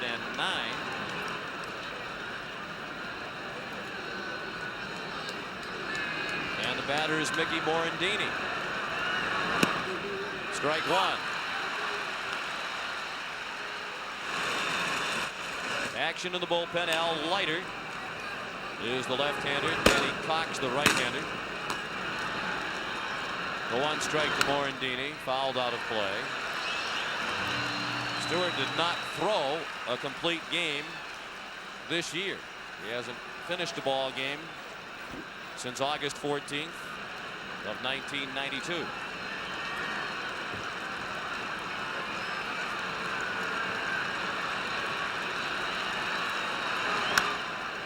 Tonight he has certainly enhanced his image as the game's best money pitcher.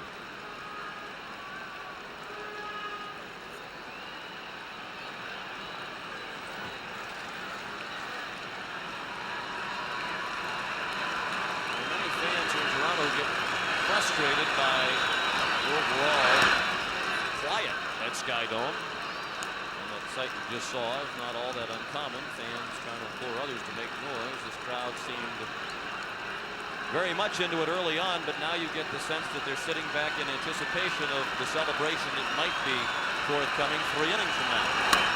That fellow wouldn't have to do that in Philadelphia. No.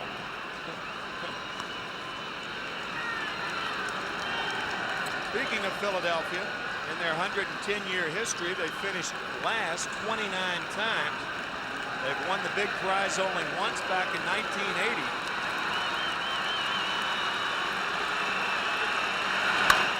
Line drive, base hit. Over the glove of Fernandez. Cut off by Henderson. Stocker continues to third, and here come the Phillies. First and third, and nobody out.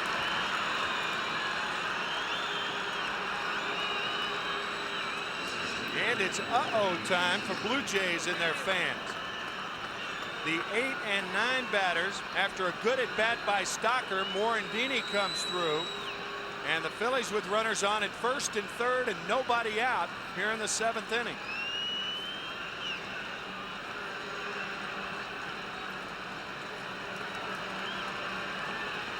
Lenny Dykstra, the batter. Tying run now in the on-deck circle. Dykstra's at the plate. Mariano Duncan is on deck. Dykstra 0 for 2 with a walk. Ball 1, up and away.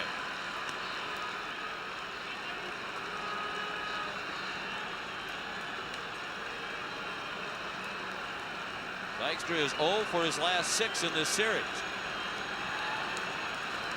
As we've noted many times during the playoffs and World Series, he seems to rise to the occasion when it means most.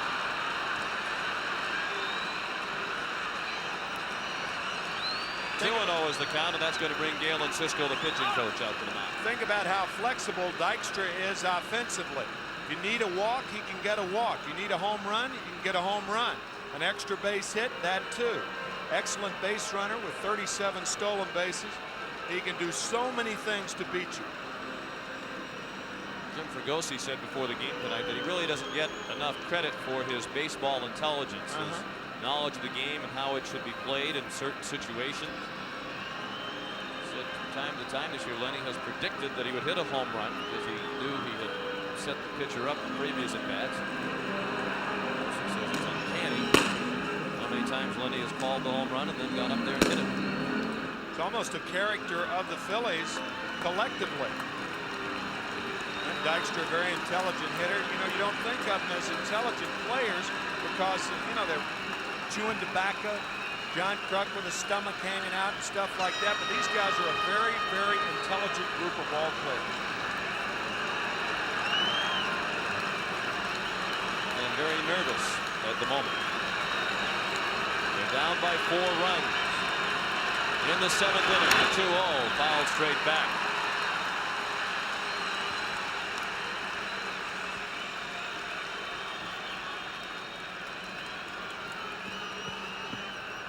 Runners at first and third and nobody out.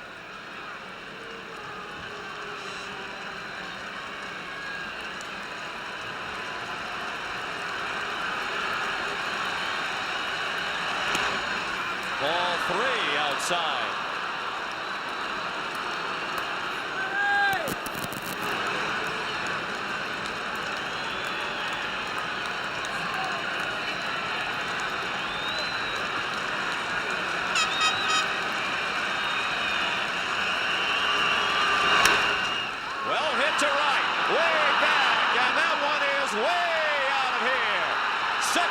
Home run for Lenny Dykstra, and all of a sudden it's a 1-run game, 5-4.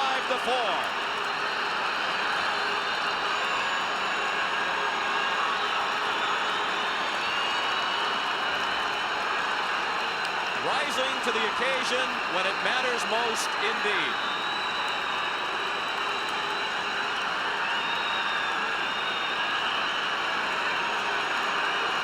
I wonder if he would have told Jim Fregosi that he was going to hit this one out because he had Stewart set up a 3-1 fastball right down the pipe. Boy, did he unload on that ball. That is his 10th postseason home run. And his 4th in this World Series. It knocks out Dave Stewart, who departs with the Blue Jays up by 1. To a look from Dave Stewart to a look at Lenny Dykstra. And friends. Tommy Green, arms raised. 4th home run of the World Series for Lenny Dykstra, one shy of the record of Reggie Jackson. It's the 6th in this postseason for Dykstra.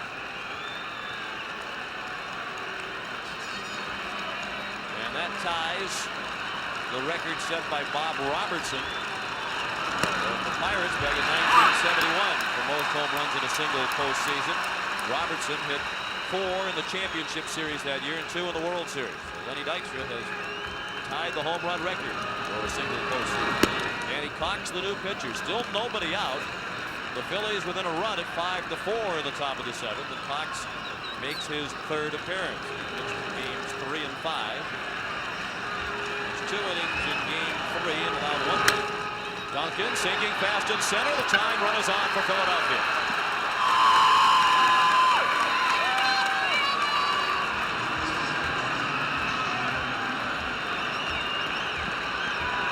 Fastball away to Duncan. Pokes one into center. His 10th hit of the World Series, and that's a Phillies club record. He had been tied with Larry Bowa, who was 9 in 1980. After that game on Thursday night, Schilling in the shutout 2-0, Lenny Dykstra said yesterday coming through customs, it was his happiest time ever going through customs.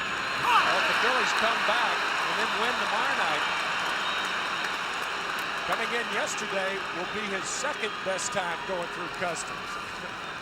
Pitch called a strike. It would be off the outside part of the plate. John Kruk has walked twice and has bounced back to the mound. There's 1 for his last 10. Cox missed up and away.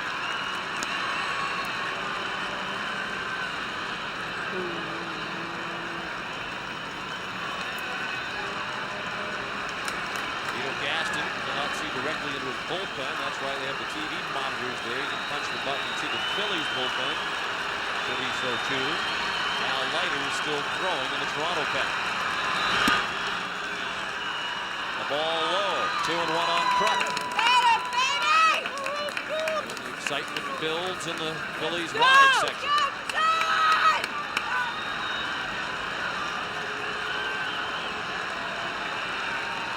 Kruk at the plate, Dave Hollins on deck. Kruk represents the go-ahead run at the plate. Big hack and a miss. That's pitch 92 miles per hour from Danny Cox.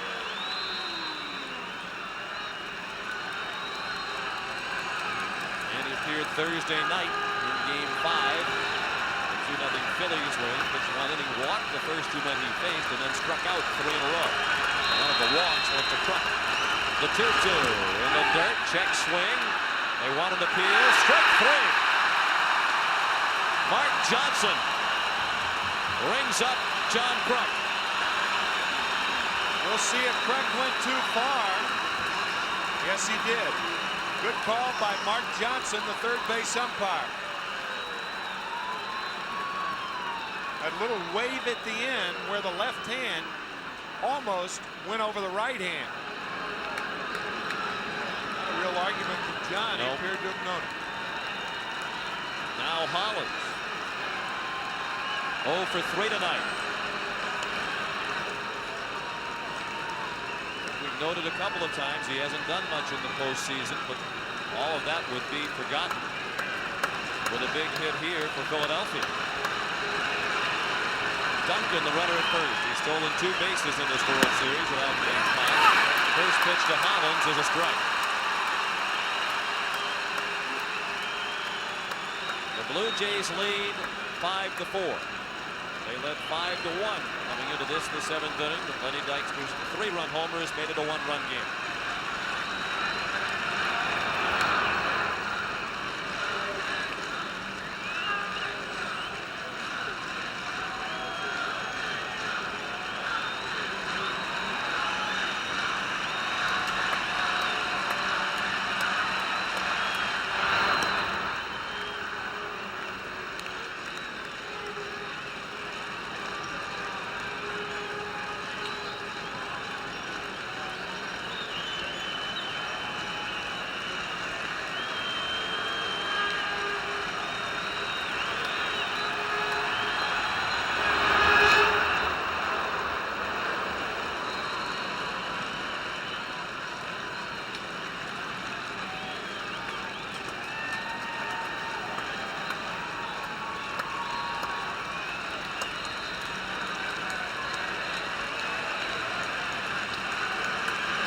Borders wants the pitch up.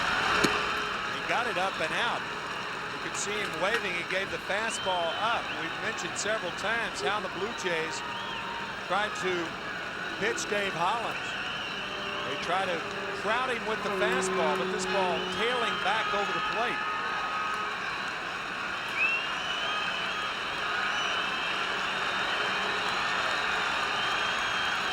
The 1-1 pitch. Up and away again.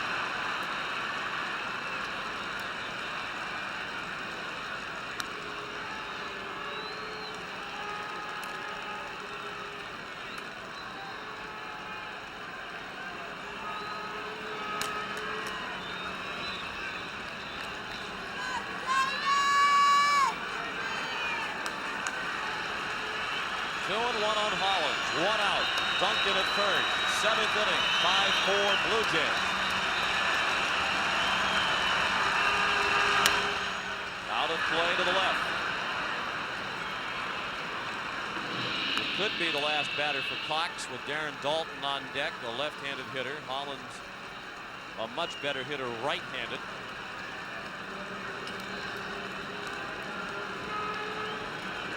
No towel yet for Kurt Schilling, but it's probably approaching that time.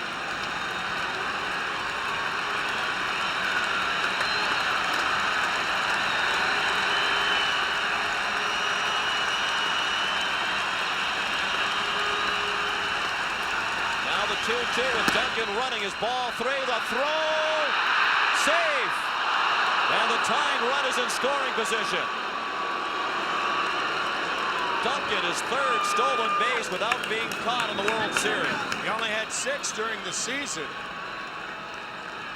He waited and waited and waited until he got a good jump. The pitch was a good pitch to handle for Pat Borders, but Duncan had such a good jump. He slides in under the tag. He had his left hand on the bag when Tony Fernandez applied the tag. Tying run at second. Full count on Holland.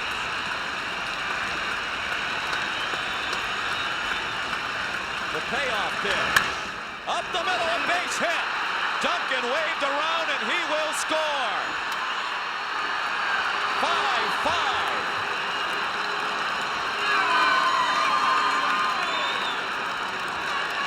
5-5 high five time for the Phillies. It looks like Hollins was fisted a bit, but he rolls it up the middle. Duncan scores very easily, and the Phillies have struck for 4 runs here in the 7th inning.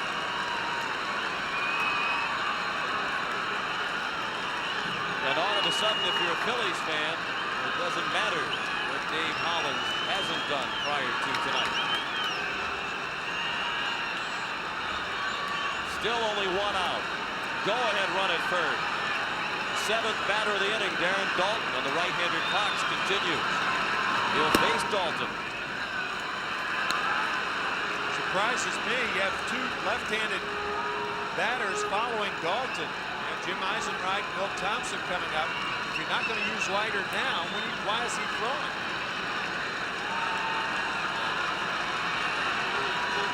Cox has faced 3 men. He's given up 2 hits with the strikeout of Kruk in between. Hollins with just his 2nd RBI in the World Series is at first with a count of 1-0 on Dalton. Aaron, a .212 hitter against left-handed pitching this year.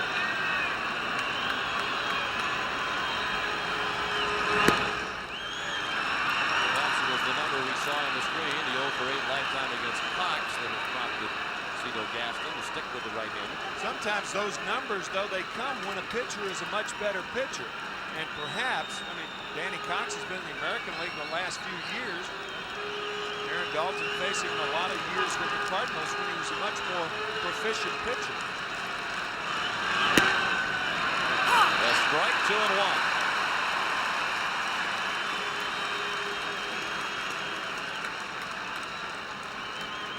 Outside half.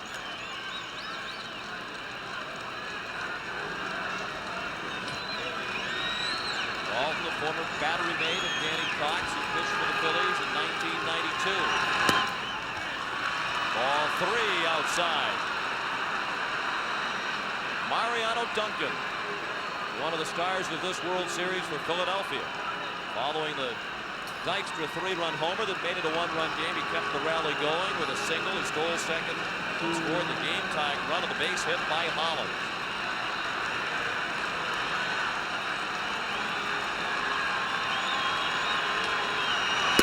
All 4 wasn't close. And the crowd is growing impatient with Cox and Gaston. That puts the go-ahead run in scoring position.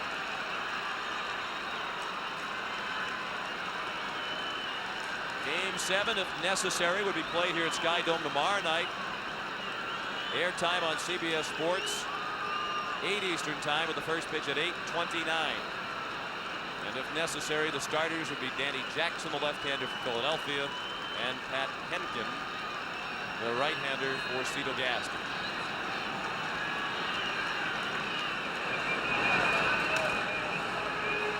Todd Stottlemyre has started warming up. Al Leiter in the background has stopped throwing. Jim Eisenreich, another left-handed hitter up there, swinging a miss for strike 1. He's 1 for 3. He singled to center to drive in the first Philadelphia run in the 4th inning. It was the only run the Phillies had prior to this inning.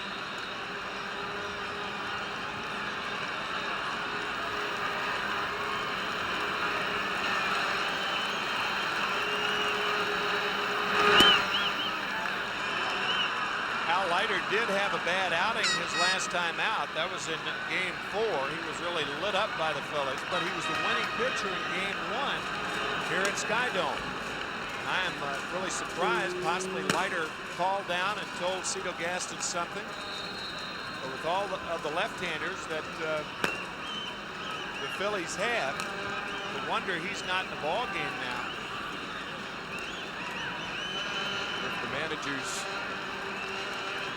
hesitated to use the pitchers in the series who had one rough outing, you wouldn't have much to choose from. That's right. That's right. Selection is few. Collins at second, Dalton at first. Still only one out. The Phillies have scored 4 times here in the 7th to tie the game at 5. The 1-1 to Eisenreich. There's a swing and a miss for strike 2. He is the 8th batter of the inning. Milt Thompson waits on deck.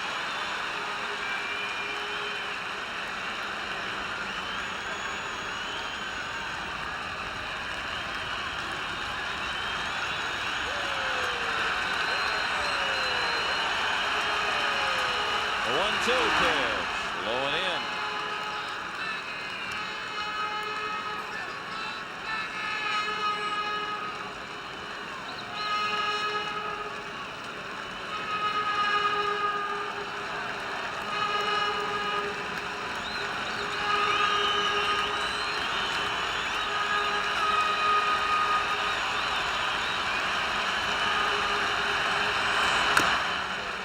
Chopper could be a big problem. It will be. Everybody's safe. Bases full of Phillies with 1 out. An infield hit for Jim Eisenreich, and Jim Fragosi's dad is one of the few happy fans in the seats here at Skydome. Archie has just seen, Archie Fragosi that is, he has just seen the blast and now the bloop. The players say, let's have a bloop and a blast when they're down by 4. Well, it was Dykstra's blast, and now Eisenreich's bloop that loads the bases with 1 out. Al Leiter coming in to pitch to Milt Thompson when we come back.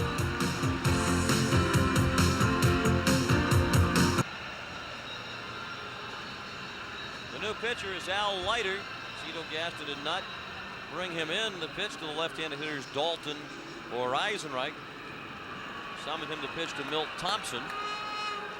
Leiter, the winning pitcher in Game 1, and was one of several pitchers on both sides roughed up in Game 4. And he'll be greeted by a pinch hitter. Thompson called back. The right-handed hitting Pete Incaviglia sent up. He's 1 for 8 in the World Series. He's the 9th batter of the inning. The Phillies have already scored 4, and they've loaded the bases with 1 out. Leiter pitching on his 28th birthday. And Incaviglia drives one to center. Deep enough to bring the go-ahead run in for Philadelphia. Collins comes to the plate to make it 6-5 Phillies.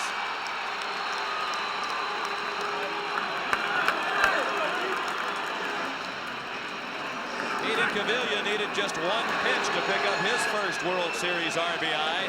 And Philadelphia leads for the first time tonight. And on the play, Darren Dalton tagged and went to third. And I do not understand Cito Gaston's use of Al Leiter in this game.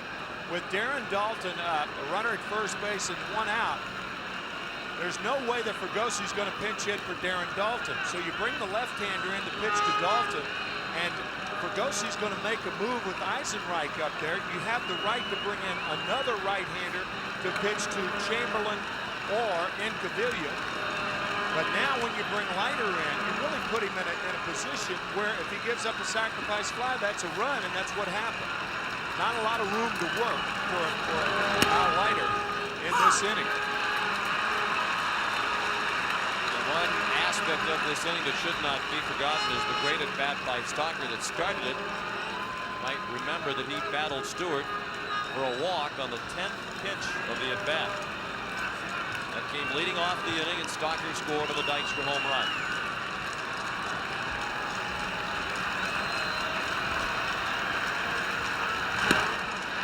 Not a good-looking swing by Stalker, who's batting right-handed for the first time tonight.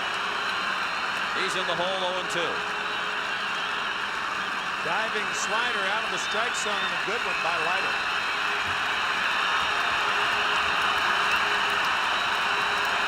wants Leiter to put an end to the inning right here. The Phillies have scored 5 times. He struck him out. And that ends the inning. And as they stretch at Sky Dome, the visiting team has a 1-run lead. We'll meet again. Don't know where, don't know when, but I know we'll meet again some sunny day. The Philadelphia Phillies have taken the lead for the first time tonight with 5 runs in the 7th inning. They lead 6-5. Larry Anderson and David West warming up in the bullpen. West, the left-hander. Roger Mason is on the mound, about to begin his 2nd inning in relief of Terry Mulholland. And Pete Incaviglia remains in the game as the left fielder. The defense weakened somewhat, but Incaviglia did his job, driving in the go-ahead run. Top of the order coming up for Toronto. Ricky Henderson, Devon White, and Paul Molitor. Henderson 0 for 3 tonight.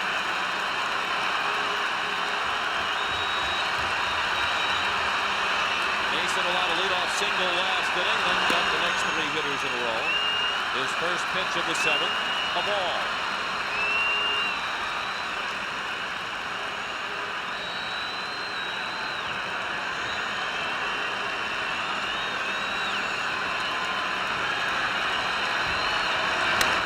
Well hit to left. And the swing made it look better than it was, and Incaviglia makes the catch. 1 out. Henderson now 0 for 4. Before this game, there wasn't a lot of strategy that was questionable in the first 5 games, but I think the most questionable strategy was the lack of use of Al Leiter to Darren Dalton and Jim Eisenreich in the top of the 7th inning by Cito Gaston. Now Devon White. That has been consistent about Cito Gaston over the years is he tends to ride a long time with his pitches. His critics charge that he's too slow to go out with the hook. White 0 for 2 with a walk and a run scored back in the 1st inning. He's even in the count 1-1.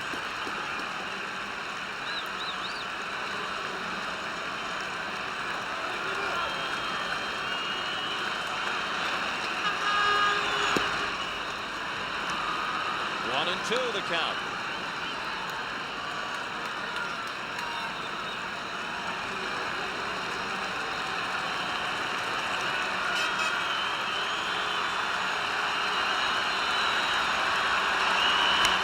Off the end of the bat, a foul ball.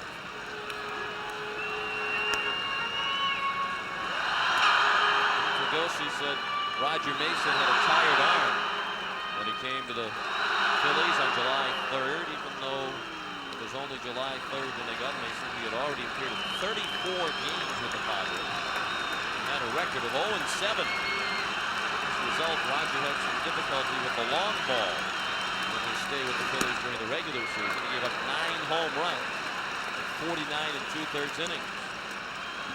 With the Phillies over the 2nd half of the year, Roger said every time they made a bad pitch, they hit it out. No swings and misses, no fouls back to the screen.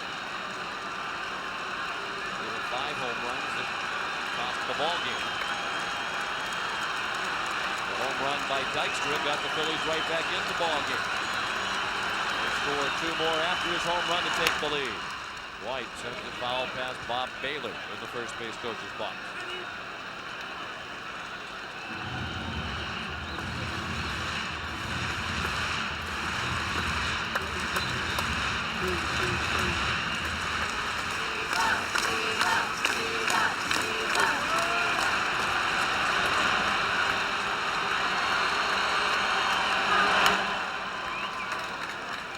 Mason has been the one bright light among the middle and long relief corps of Philadelphia in this World Series. He's now only given up 1 run in 6 2/3 innings.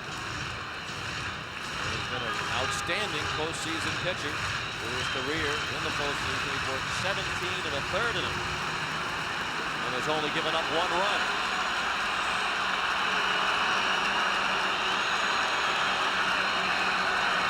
The 2-2 on its way to White. He struck him out.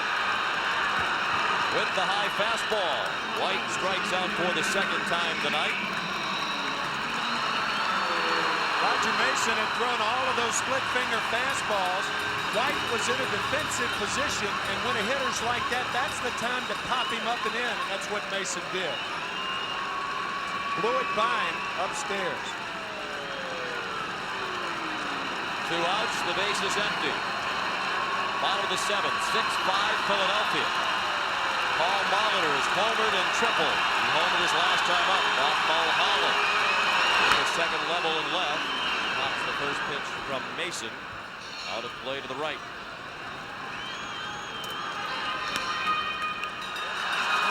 Then to Molitor. Paul Molitor's White.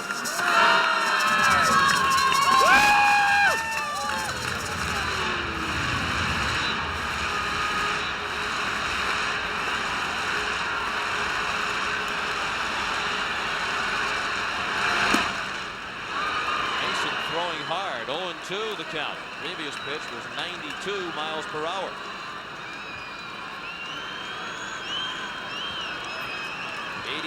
miles per hour on the second pitch to Molitor. Mason has retired 5 in a row. Inside for the 0-2 to Molitor.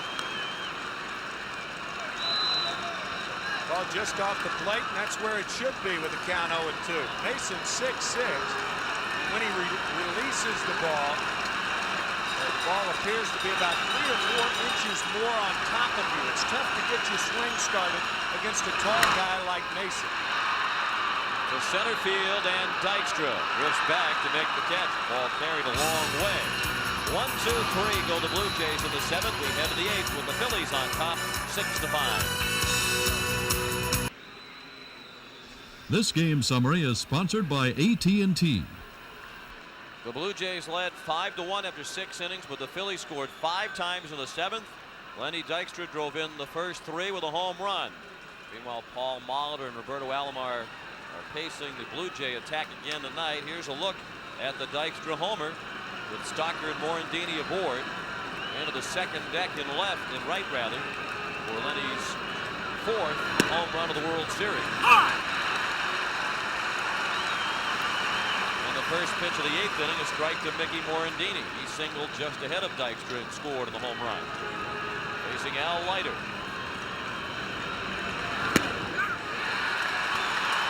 He's quickly ahead of 0-2. Dykstra is on deck, and then Duncan.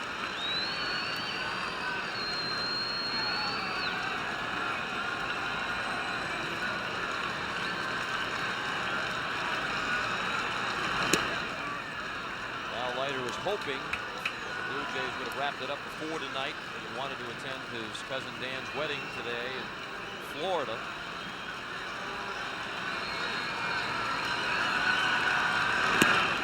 Morandini tried to bunt, and that is strike 3.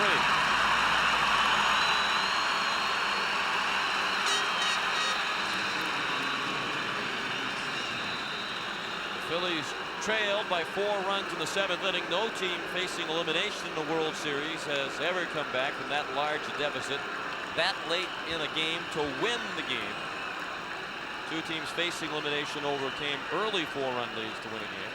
The 2 teams you see on your screen. And if the Phillies hang on, it'll be the first team facing elimination to overcome that large deficit that late in the ballgame. And Lenny Dykstra, the man who got them off and running during the 5-run 7th with the 3-run homer. Only hit in 3 at-bats. He walked in the 3rd. I mentioned Dan Leiter's wedding today. The best man at Dan Leiter's wedding is Dan's brother John, brother of Al's cousins. And Al says he hasn't really felt pressure pitching in the postseason because his brother John, his cousin John rather, is battling brain cancer. All of us send our best wishes out to John in Clearwater.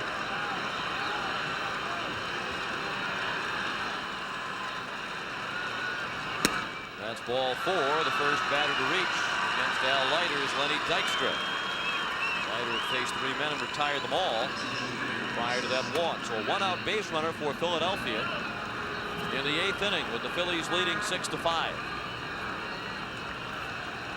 Dykstra very much a threat to run. He's stolen 3 bases without being caught in this series.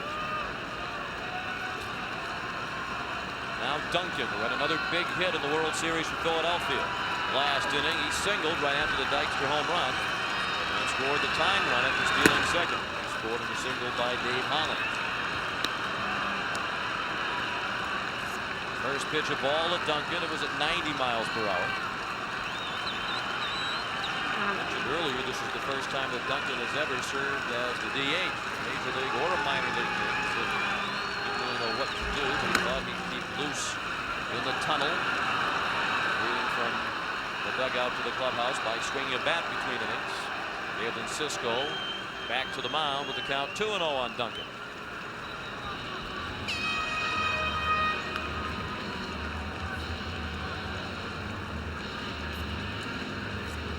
Lenny Dykstra with 37 stolen bases during the regular season. He has a couple in the World Series. It's unlikely, however, that he'll be running with a count 2 balls and no strikes.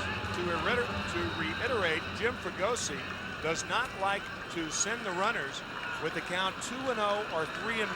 He'll do it 3-2, but he considers those hitters counts as unlikely to send the runner on this pitch.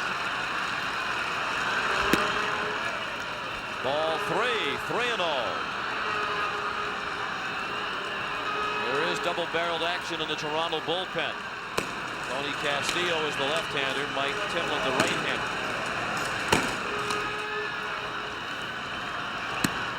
Duncan is taking all the way. 3 balls and a strike. John Kruk is on deck. Phillies have 6 runs on 7 hits and no errors. Toronto 5 runs, 8 hits, 2 errors. Neither of them proved costly. Dykstra was heading back to third. Leiter delivered to the plate, 3-2 now. And not running either. He didn't run 2-0. He didn't run 3-1, but he'll be running here. One thing with the count 3-2, one out, you want to make sure the pitcher pitches. You cannot get picked off in this situation.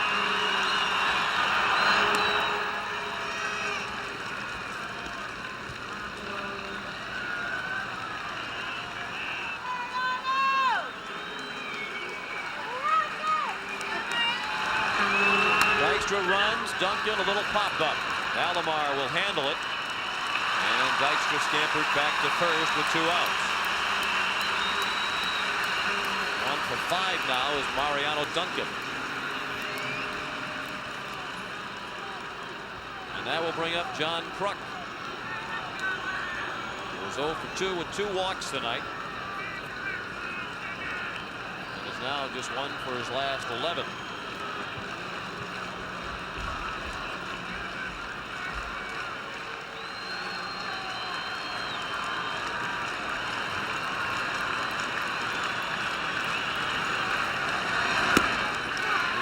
Check his swing and could not.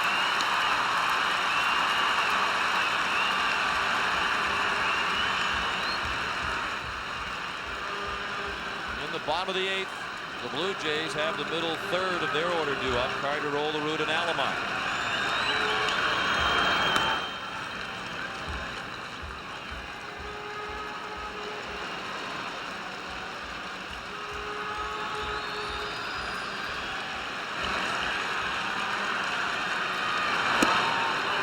Goes, the pitch is a ball, and Dykstra has the stolen base as Borders could not get up to make the throw.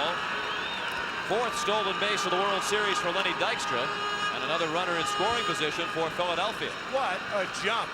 He was 4 steps into his move. By the time Leiter came home, he guessed right, and Borders had no play.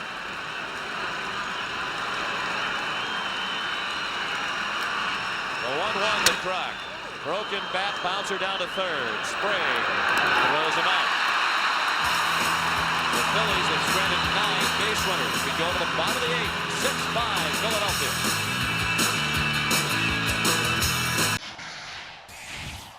MLB at Home is presented by Roman, the digital health clinic for men and proud partner of Major League Baseball.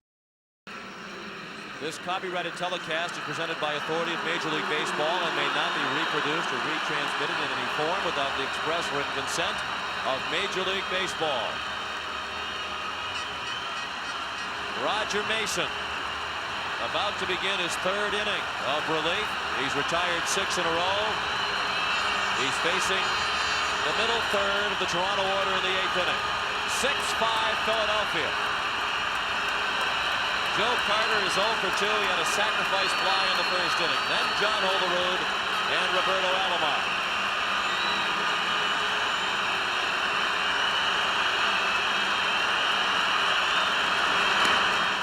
What Jim Fregosi may do is allow Mason to pitch to Joe Carter and then bring David West in, the left-hander, to pitch to Olerud. And once he finishes that, bring Larry Anderson in to pitch to the other right-hander. Even though Alomar is a switch hitter, Tony Fernandez is a switch hitter, had the option of leaving West in or bringing Anderson in. But this could be Roger Mason's last man.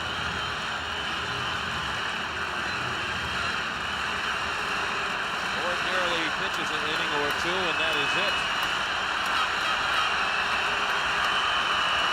It has to be tempting for Jim Fregosi to ride with him as long as he can, because the rest of the bullpen has been so shaky, and Mason has been the one bright light. Mason has pitched 4 innings once. Incaviglia goes toward the line to make the catch. 1 out. 4 innings once during the regular season, 3 innings 2 other times, and I think Jim's going to make the move. He will. So Mason will depart, having pitched 2 1/3 innings, having retired the last 7 men he has faced. And David West, the left-hander, will come on to work to John Olerud. With the score, Philadelphia 6 and Toronto 5 will return to Skydome right after this. David West is the new pitcher for Philadelphia. He's on to protect a 1-run lead with 1 out of the bases empty in the 8th. It's his 3rd appearance in the World Series. He's had a tough time, but a total of 1 inning, and has given up 5 hits and 3 earned runs. He's faced 9 men and has given up 5 hits and hit a batter. Greeted by John Olerud.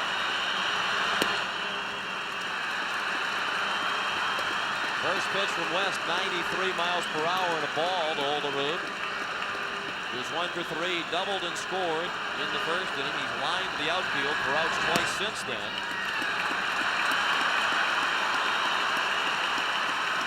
Olerud faced West only once previously in this series. That was in Game 4, and John singled to left in the 6th inning. Mason cruised along. Jim Fregosi went to West to face Olerud, and then Alomar is on deck. And Alomar in this series is 2 for 2 against West. So you may see David West just work to Olerud. Let's see. If he walks him, I would think he will certainly just work to Olerud. Of course, Alomar, on the other hand, is a much better left-handed hitter than he is right-handed. All sorts of options here. Ball 4. West walks Olerud on 5 pitches. We saw Jim Fregosi the other night go all the way with Kurt Schilling, 146 pitches. Obviously, he wanted to stay away from the bullpen. If Roger Mason can continue on at all with the same attitude apply, here's a guy who is one of my few who's pitched well. I'm going to go with him as long as I can. Yeah, I think that's a very valid point, but on the other hand, he's done this with David West, 76 appearances all year, and they flip-flop the West-Anderson tandem, and that's what he's going to do again. So West departs after putting the tying run on first. CBS Sports coverage of Game 6 of the 1993 World Series is brought to you by Toyota and their full line of quality cars and trucks. Toyota, I love what you do for me. AT&T, we help put your world within reach. Priority mail from the United States Postal Service, we deliver for you. And by Kellogg's, the best to you each morning. Sean McDonough with Tim McCarver, Pat O'Brien and Jim Gray at Skydome in Toronto. The Philadelphia Phillies lead by a run with 1 out and a runner at first in the 8th inning.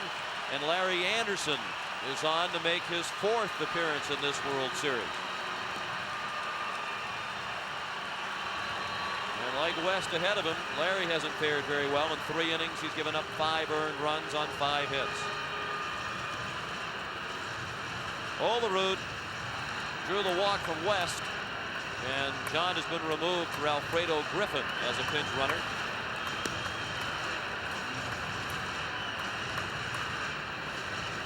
Anderson, 40-year-old reliever, oldest relief pitcher in the National League this year.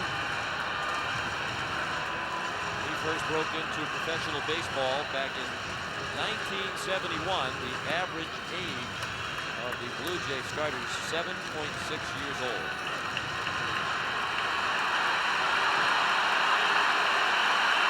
Kind of interesting that Griffin's in the ball game now. I think Cañate is a faster runner. He was the pinch runner the other night in the game with the Blue Jays down by 2. Maybe Cito Gaston is leaving Griffin in the game because he's going to stay in the game, possibly as a first baseman. Alomar shoots the first one out of play. And really every number that we've seen, including when we just saw Alomar's impressive average lifetime against Larry Anderson, points toward leaving Mason in if you absolutely can. West has had a very tough time. Anderson has not fared well against Alomar. Yet the pitcher who's pitched well goes out of the game in a crucial situation and handed over to 2 guys who not only haven't pitched well in general, but in specific matters against these 2 batters who come up with Toronto haven't pitched well one-on-one against them. Out of play, Anderson quickly ahead of Alomar 0-2. Roberto has had a perfect night. 2 singles and a double. He has scored a run and driven in 1. He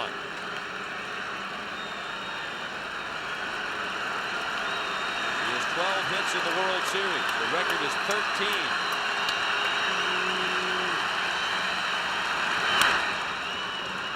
A pop-up. Hollins does not have room.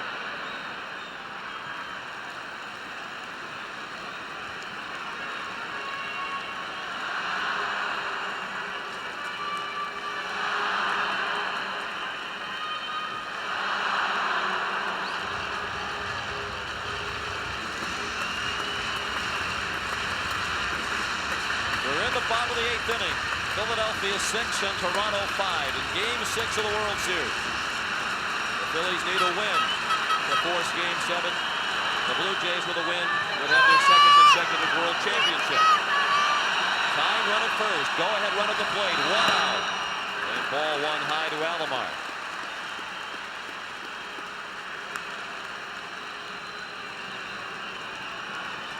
The hit would be his 13th of the World Series and would tie the World Series record set by Bobby Richardson, Lou Brock, and Marty Barrett.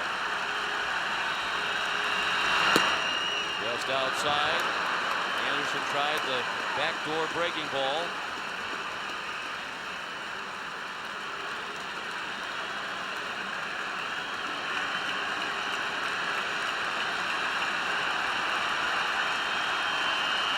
Now the 2-2 pitch. Just outside. Anderson spins away in disgust, and Fregosi hollering out at Dana DeMuth. Anderson's reaction on the 1-2 pitch. He was livid, and now he's joined by Darren Dalton, but as you can see, that ball's outside. It looked like the 1-2 pitch was closer than the 2-2 pitch.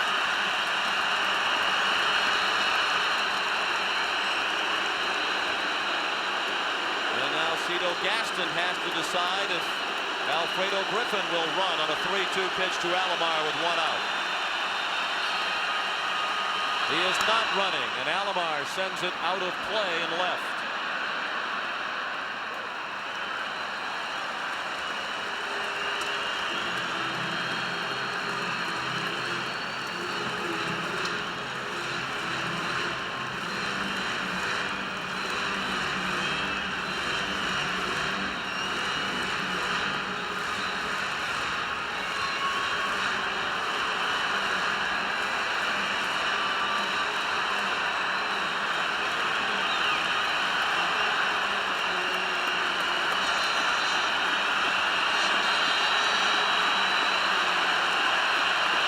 notoriously silent crowd is quiet no longer.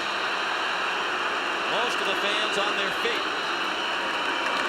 With the Blue Jays trailing by a run in the bottom of the 8th. Tying run at first. Another 3-2 pitch. Down the left field line, slicing foul.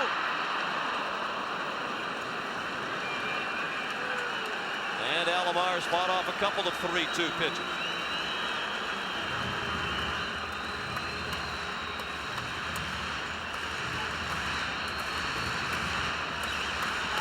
Roberto will be followed by Tony Fernandez.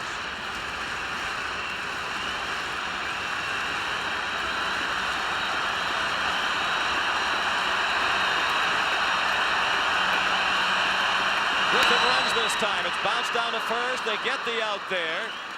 But Cito Gaston stayed out of the double play by having Griffin on the move with the 3-2 pitch to Alomar. So the tying run is in scoring position with 2 outs.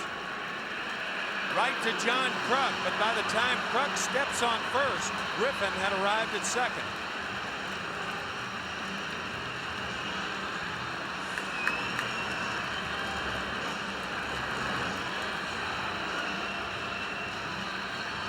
Interesting situation right here in the foreground. Dalton and Anderson talking. There is almost no way you can walk Tony Fernandez. You're not going to walk the go-ahead run on first base. But Fernandez has been nothing but trouble for the Phillies. 9 RBIs. That's already more than any other shortstop in World Series history. Tony is 0 for 3 tonight. Griffin representing the tying run at second. 2 outs. Bottom of the 8th, 6-5 Philadelphia. Chopped slowly down the first base line. Foul ball. It hit Fernandez.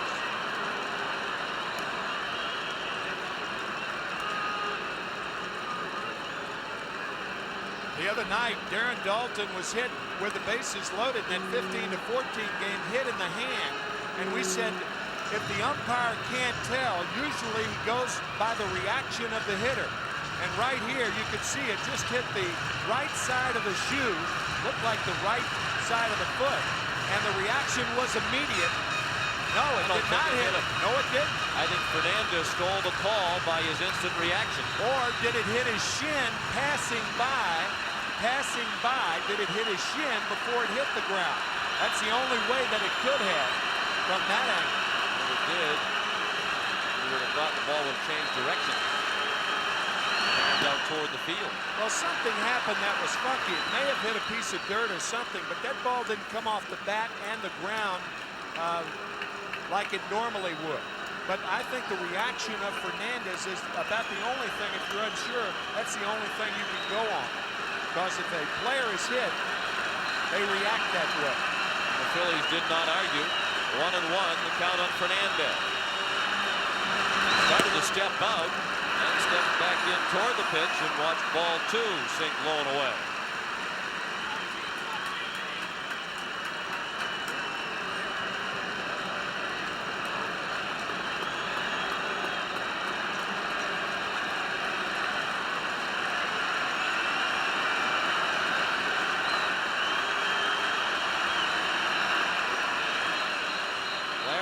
Who didn't have a save during the regular season, then wound up saving Game 5 in the NLCS against Atlanta. Did it, but he was shaking like a leaf on the mound. Was so excited after the game that he grabbed the lineup card to keep as a souvenir. Check swing and a foul ball.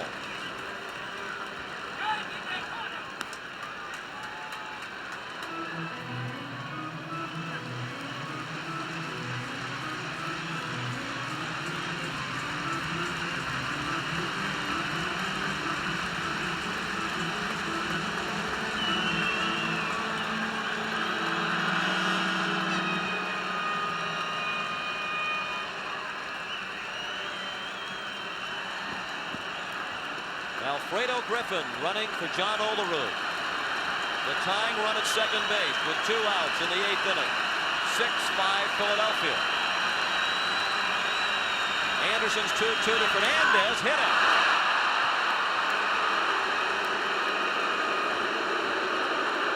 Fans boo, but certainly that's the last thing Anderson wanted to do was put the go-ahead run on base, particularly when he had 2 strikes on Fernandez. Trying to come inside on Tony, and the ball got away from Anderson. Looks like it hit him right on the back of the left knee. So it appeared to hit fatty tissue. That's a lot better than hitting bone.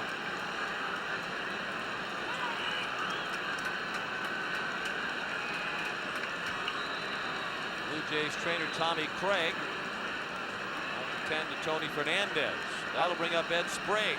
Alfredo Griffin's already in the game. I mean, he could play shortstop if Fernandez leaves. I think Tony's going to be all right. But then who plays first base? Ed Sprague, the third baseman, has not played first base this year.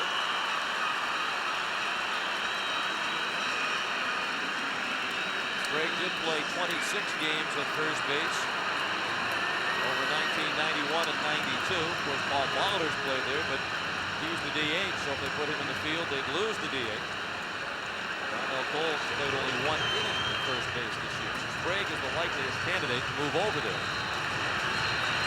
Now Fernandez will stay in the game. Unless it's Griffin, with the thinking being that he's a terrific infielder, and if you can play short, you can play first. Sprague has only 1 hit and 15 at-bats in this World Series. He did drive in a run in the 4th inning tonight with a sacrifice fly to right.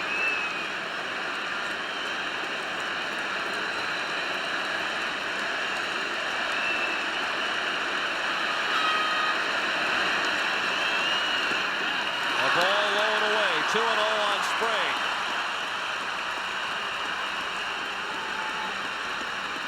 Ed Sprague, more than any other Blue Jay, is a high fastball hitter. He likes the ball inside, and Larry Anderson, to be effective, has a lane on the outside part of the plate. He's missed there twice. Don't expect him to come in now unless it's a mistake. He goes away, and Sprague swung through it for strike 1. 2 balls and a strike.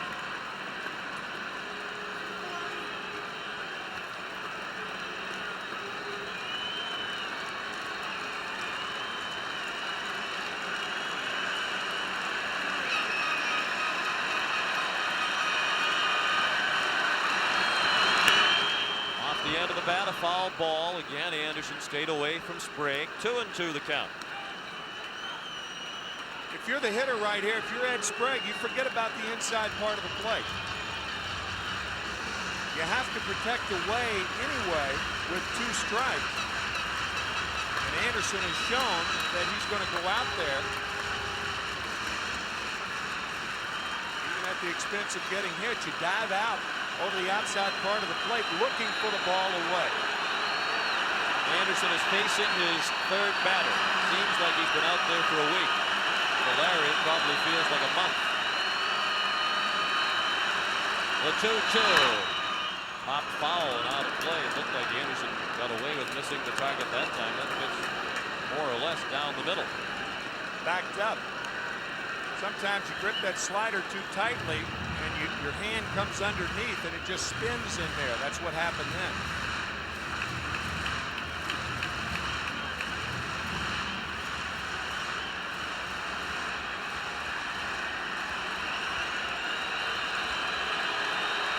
The Phillies lead 6-5 in the 8th inning. The Blue Jays have the tying run at second. The go-ahead run at first with 2 outs. And a 2-2 to Sprague.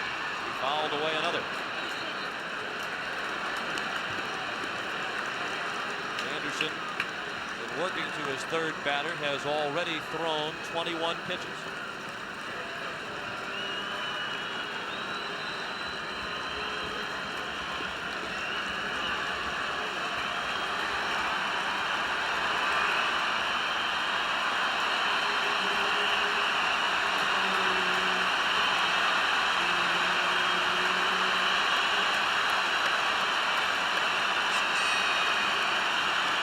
Another 2-2 pitch and another foul ball.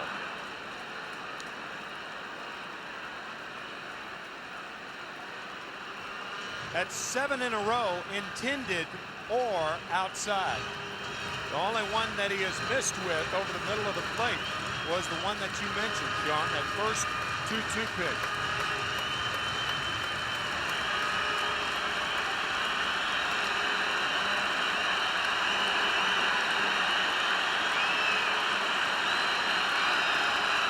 Splitter here For ball 3.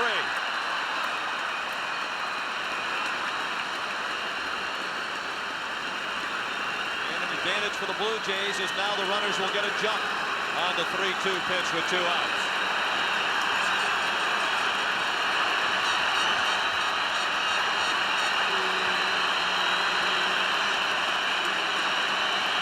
The payoff pitch outside, ball 4.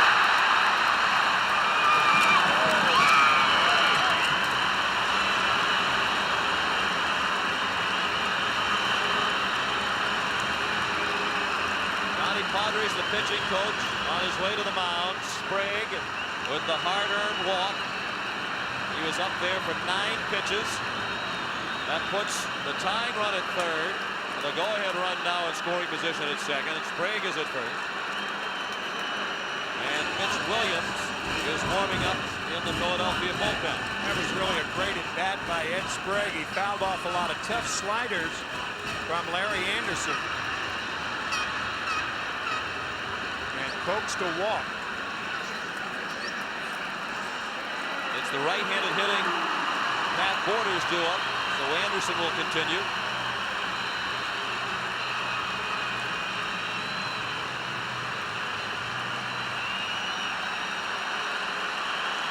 Borders has only driven in 1 run in this World Series. He was the most valuable player of the World Series last year.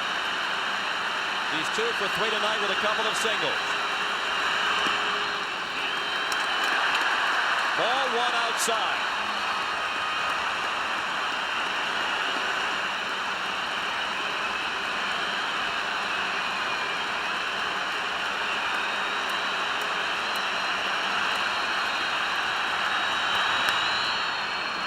Good pitch by Anderson. And using that slot over the outside part of the plate to right-handed hitter.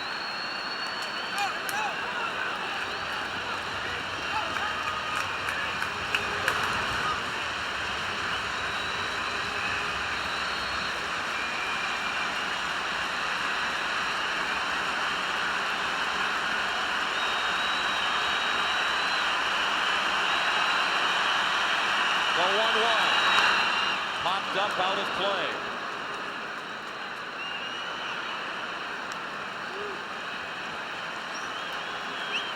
Bases loaded. Griffin the tying run at third. Fernandez the go-ahead run at second. And Ed Sprague at first. Against Larry Anderson, who took 9.5 years in the minors to establish himself as a full-time Major League player at age 30. He admitted there were many times over that stretch he thought about quitting baseball. He vowed from that day forward to enjoy every aspect of Major League Baseball. He couldn't be in a more memorable situation than this. The 1-2 to Borders is a pop-up. Mickey Morandini wants it. And he makes the catch. And Toronto leaves the bases loaded in the 8th inning. We go to the 9th. It's still a 1-run lead for Philadelphia.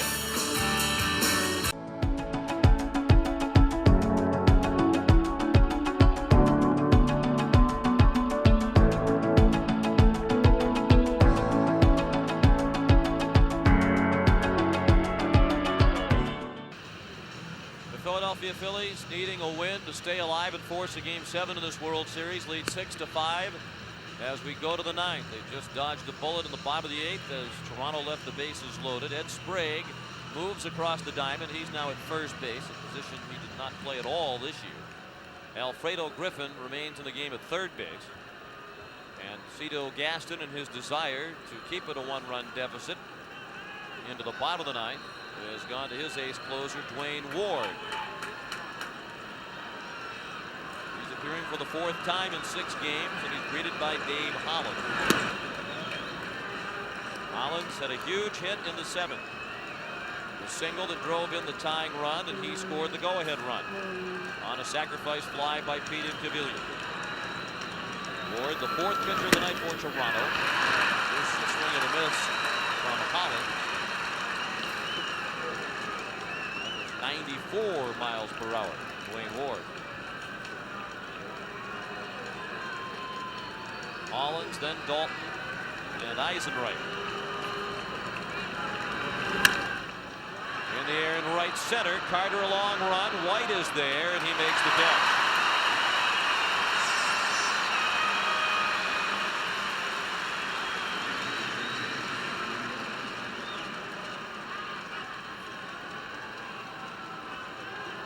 Another good outing tonight for Al Leiter. He pitched an inning and 2/3 without allowing a hit or a run. He walked one and struck out 2. Darren Dalton is the batter. Pitchers of record, Roger Mason and Danny Cox. 1-0 on Dalton. 1 for 3 with a double and run scored. He's also walked tonight. Sharply hit, but right at Alomar. 2 down. The Blue Jays have the top of the order coming up. Henderson, White, and Molitor in the bottom of the ninth. Watch how Alomar gives with the body and the glove to soften the hop and throw out Dalton.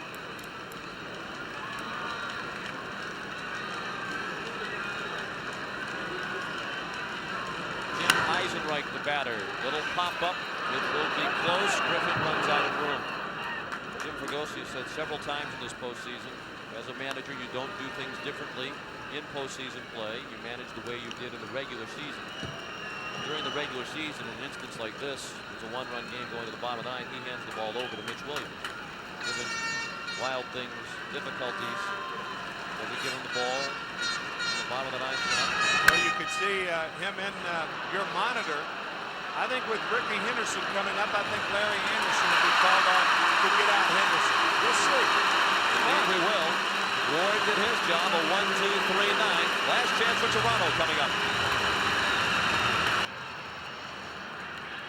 A 1-run lead for Philadelphia as we go to the bottom of the ninth, and the question posed in the top of the ninth has been answered. Jim Fregosi will manage as he did during the regular season, and he'll give the ball to Mitch Williams to try to get the final 3 outs and force a game 7. Remember that old television series, Get Smart, with Don Adams. The great line in that was right 99. Well, Jim Fregosi getting smart and calling in number 99 again. 43 saves this year. It was not a clear-cut thing. I mean, the last time out, Mitch Williams was laced all over Veterans Stadium. This is his first appearance since Wednesday night. And he was not warming up with the score 2-0 in favor of Philadelphia in the late innings the other night. Perhaps it's only fitting that in a game like this, no matter which team wins, that Mitch Williams and Tim Batiste will appear in the ball game. A familiar duo in the postseason. There hasn't been a dull moment yet when those two have been in the ball game. Concern about Williams lately from the Phillies standpoint has been his velocity. It has been down in his last couple of outings. Top of the order, Ricky Henderson, Levon White, and Paul Molitor. The Blue Jays need a run before 6 innings. 2 runs and they're the world champions.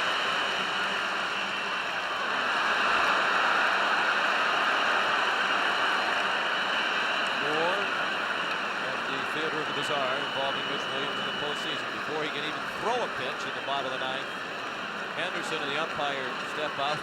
Look at Darren Dalton. He's clearing the way, too. Everybody is just moving out of the way, including you folks in your living room. Right. Well, you can see before the pitch could hit one of them at home.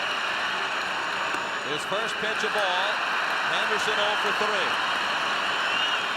John, I think one of the things, that lack of velocity you were talking about, that's what happens when Williams opens that front side too quickly. Right there.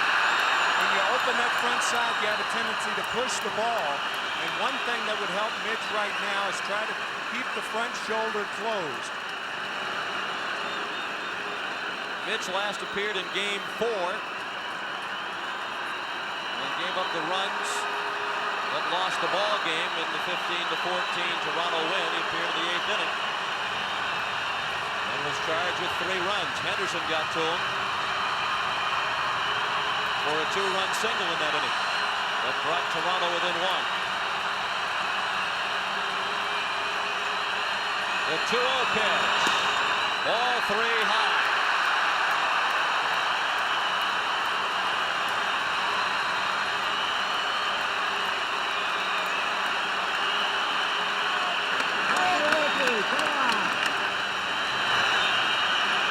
Ball 4. Williams walks Henderson on 4 pitches to open the 9th.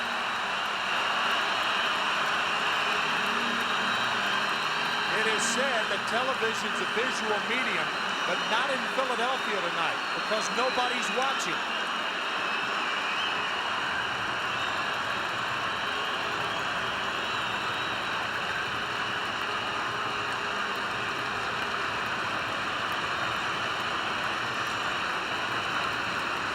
The tying run is at first. The go-ahead run, the winning run, the run that would win the World Championship, comes to the plate in the person of Devon White, who had the 2-run triple at the expense of Mitch Williams that won Game 4, 15-14.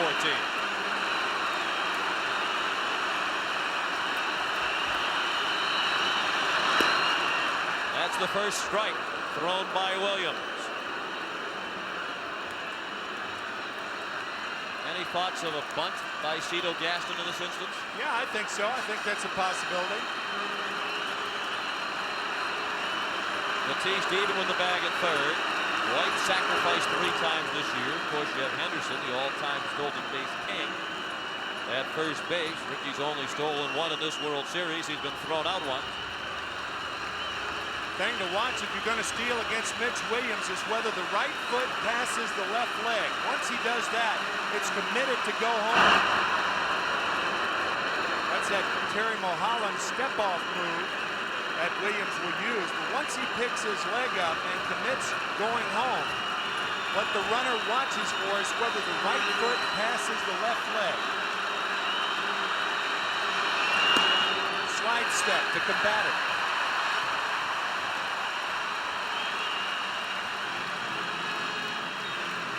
1-1 the count.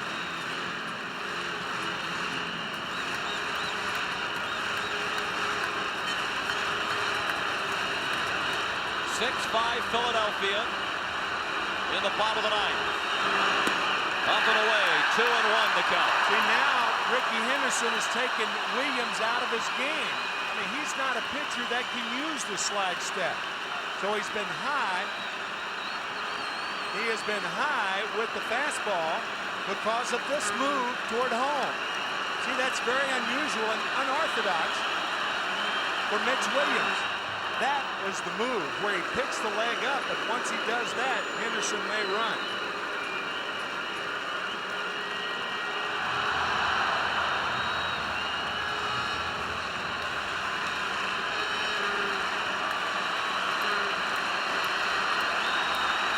To the plate comes Williams. Foul ball by White. 2-2 the count. Paul Molitor is on deck.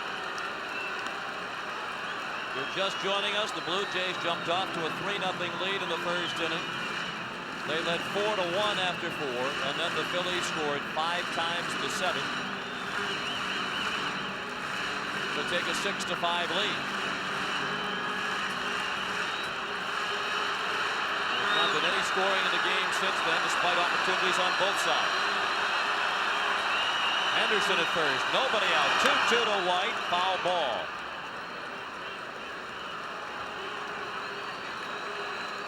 That was another slide step, a slider inside to White.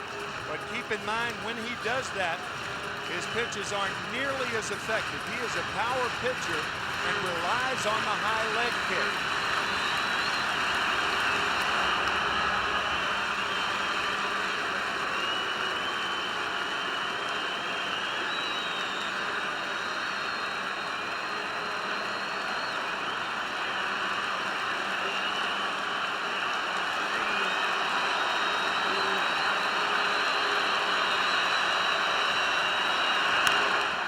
Williams sharply fouled.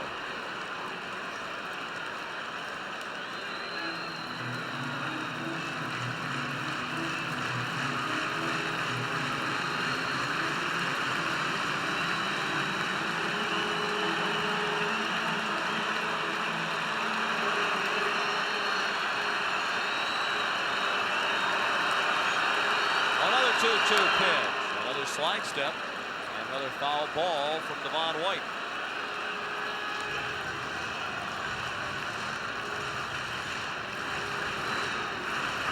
Got Kim Batiste on the line at third. If White hits the ball into the position, a double play gets him out of trouble. It's 2 out and nobody on. I think what he's protecting against here is second and third and nobody out. And I think the odds are now to play the back part of the field and forget about the line. I mean, what are the chances if Ricky Henderson gets on third with nobody out? He'll probably score. And now Williams is in danger of walking White. The 3-2 pitch. In the air, left center field. Incaviglia makes the running catch. He and Dykstra had an anxious moment as they looked at each other. It looked like Incaviglia thought Dykstra was going to take charge, and apparently Dykstra didn't see the ball because Incaviglia picked it back up and made the play. Dykstra did not see the ball. You can see him look at Incaviglia right there. And Incaviglia saw it all the way and properly made the catch. For the first out of the ninth, 6-5 Philadelphia. Paul Molitor, 2 for 4 tonight. An RBI triple and a run scored in the first, a solo home run in the fifth.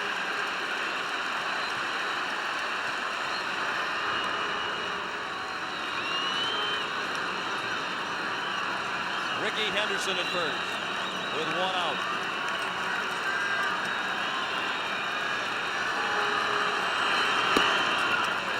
Paul Molitor, the first player in World Series history with 2 doubles, 2 triples, and 2 home runs in 1 World Series.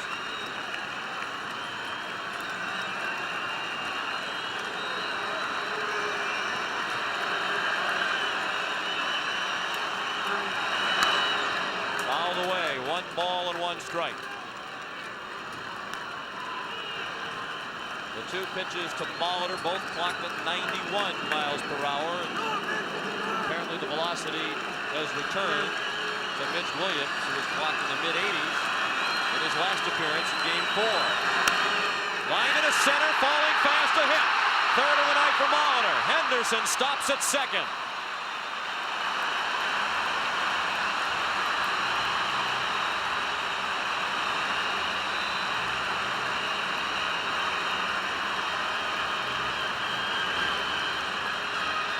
Paul Molitor has been a hitting machine in this series. His 12th hit. He is now 12 for 23 in the series, and Ricky Henderson has to stop at second because the ball was hit so hard.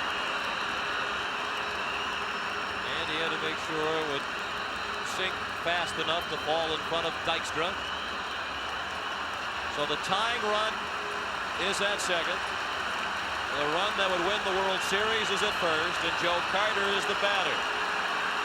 He's 0 for 3 tonight, 0 for 4 lifetime against Williams. Joe drove in a run in the first with a sacrifice fly tonight. I'm sure Ricky Henderson at second base is thinking about Game 2, 8th inning, with the Blue Jays trailing by 2. Mitch Williams with that trick move and nailing Alomar at third. Warren Dean playing very close to the bag, trying to keep Henderson close to second. Williams has fallen behind Carter 2-0.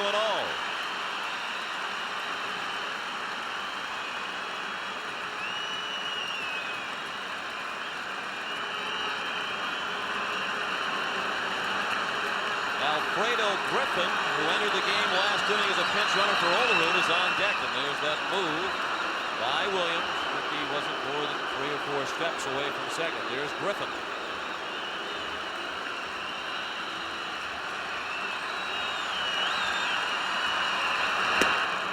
And there's a strike. 2-1 on Carter.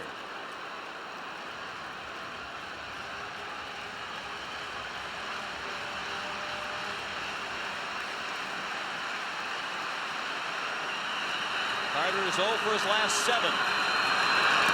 And he swung at ball 3. 2 balls and 2 strikes.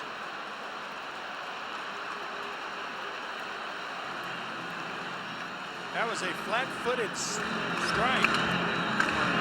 Joe Carter, a flat-footed swing that he took at that slider from Mitch Williams. Awkward, didn't he? Now the 2-2. Well hit down the left field line. Way back in.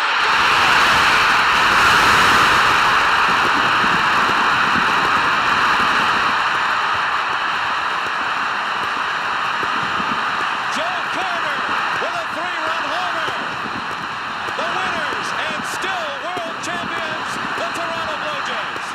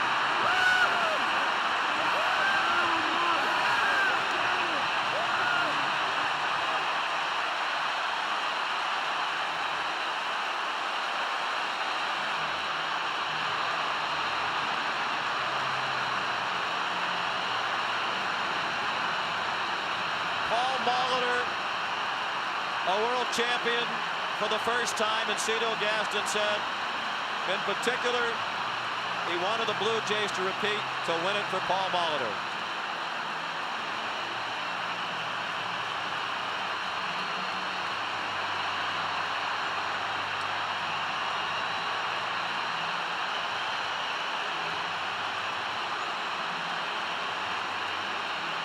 And obviously, Gaston was speaking for the rest of the Blue Jays as well. Joe Carter with the 3-run homer to win it before the World Series. When we asked him how close he was to leaving by a free agency after last year's World Championship to go to Kansas City, he held his thumb and forefinger about 1/8 of an inch apart and said, "This close." But he stayed, and his home run has given the Toronto Blue Jays their 2nd World Championship in as many years. It's only the 2nd time ever that a World Series has ended on a home run. The other, the memorable home run by Bill Mazeroski of the Pirates in 1960.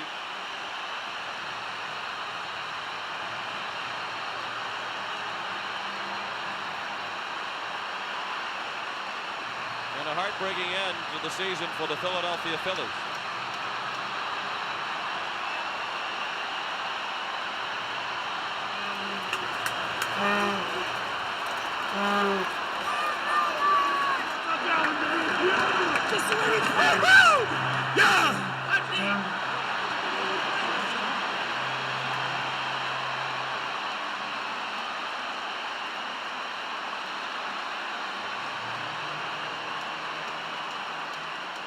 Carter didn't quite hit it all the way to that sign, but it had enough to clear the fence and left. His 2nd home run of the World Series to give Toronto the 8-6 win. He knew when he hit it that it had a chance, and he knew before he reached first base that he was a hero all across Canada.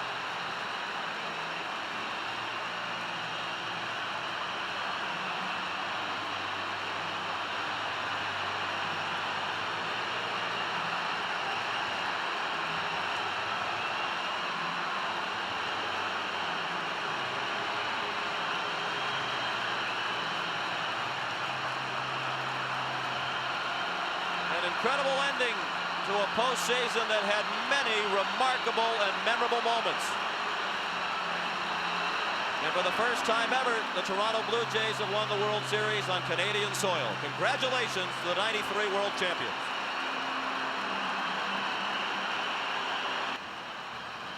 It's never been louder under the roof of Skydome. The Toronto Blue Jays have won their second consecutive World Championship. It's the first time they've won it at home.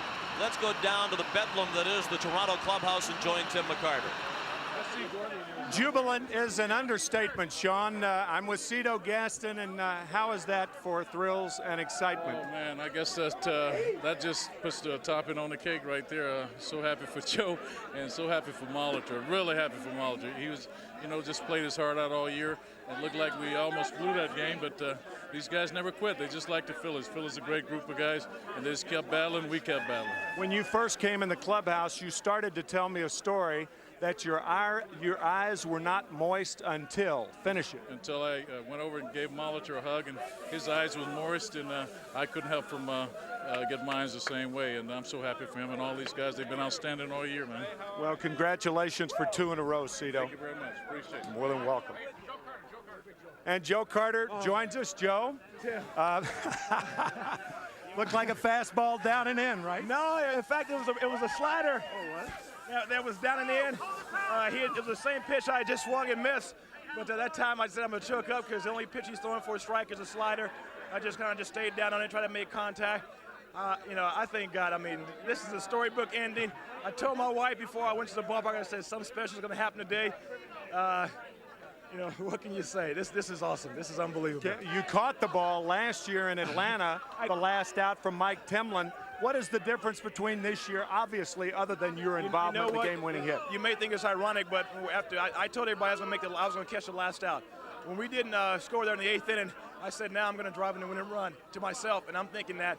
And now I said, I've got to be a part of that. You look at the films from last year, I got to make the last out. And now this year, it's the game-winning home run. I mean, this is, I can't explain it. Well, Joe Carter said he was going to drive in the winning run, and he's a man of his word. Gracious in defeat, as you might expect, from Jim Fregosi, who waited 28 years to get to his first World Series. We'll return to Skydome after this word from your local station. In case you didn't realize it, they're having a party in Toronto, Ontario, Canada, as the Blue Jays become the first team since those 77-78 Yankees to repeat, winning the World Series 1993 style 8-6. Thank yous to Cito Gaston, and thank you, I'm sure, to Joe Carter, who told us before the game that he wanted to watch football tomorrow. And I guess he was serious. Let's go down for the very first trophy presentation on Canadian soil. And here's Tim McCarver. Tim. All right, Pat, we're right in the middle of the party as Dr. Bobby Brown will give the trophy to the chairman of the board of the Toronto Blue Jays, Mr. Peter Witherington. Peter, congratulations to you and the Blue Jays organization. This trophy is being presented as the world's champions. You're victors on the field, and that's where it all counts. Congratulations to you, Paul Beeston, Pat Gillick, and Cito Gaston, and the entire Blue Jays team. It was a great, great performance and a tremendous finish. Thank you very much, Dr. Brown.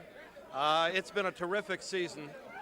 We've had, Peter, just turn around toward the camera. We've had a terrific season. Pat, Paul, the players have all made a tremendous contribution, and I would like to also say and accept this trophy on behalf of the 4 million some odd fans who support this team year after year. It's a great, great pleasure and a great privilege to accept that team on behalf of all of the people involved. It's wonderful. It's wonderful also on behalf of all of Canada. Thank you. For the second consecutive time in as many years, the Toronto Blue Jays are world champions, largely the efforts of this man right here for the first time. And with the presentation of the Chevrolet Player of the Series Award, here's Kurt Ritter. Kurt? Paul, on behalf of Chevrolet dealers all across Canada and the United States, I'd like to present you with a 1993 Chevrolet MVP trophy. Here you go. I'll tell you. Thank you very much. Well, we're going to be donating to the charity of your choice, an Astro van, so be thinking of somebody really special out there. Once again, congratulations, and buddy, enjoy it. You really deserve it. I certainly will appreciate it. I want to thank you for that, and I'm primarily a DH, so I hope I don't drop this thing. It's pretty heavy, but I'll tell you, Tim, more than anything, people ask you what you feel in a moment like this, and for me, it's a feeling of thankfulness. After all that has come my way and the blessings, this is just a great opportunity. And to win a game in that fashion, I think it's last time was Bill Mazeroski, is that right? That hit a home run to win a World Series. And when I saw that ball go out of the park, it was just really a dream come true. So I'm very thankful, and I appreciate this award very much. Paul, did you ever, in your wildest imagination, in the first of your 3-year contract, ever dream that a World Championship would be coming to Toronto? Well, Tim, you know, when I chose to come to Toronto, it was a difficult decision. But once it was made, I started to have those visions of maybe the Blue Jays will be the first team in 15 years to win back-to-back titles.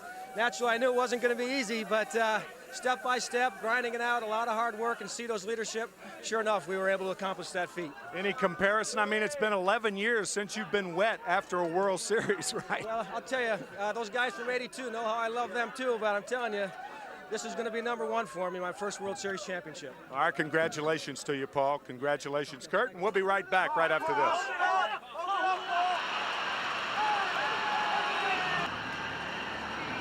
Well, we suspect the party will continue on through the night, the early morning hours, up through Sunday morning, Sunday afternoon. It's going to go on for a while up here in Toronto. They win the World Series 8-6. You know, as Tony Kubek once said about Mickey Mantle, just when he was learning to say hello, he was saying goodbye. This is kind of the way we feel here at CBS Sports. It doesn't seem possible that our 4 years as the caretaker of the national pastime are over, but here we are, saying goodbye. It just keeps rolling up the memories. From all of us here at CBS Sports, I'm Pat O'Brien. Thank you for watching.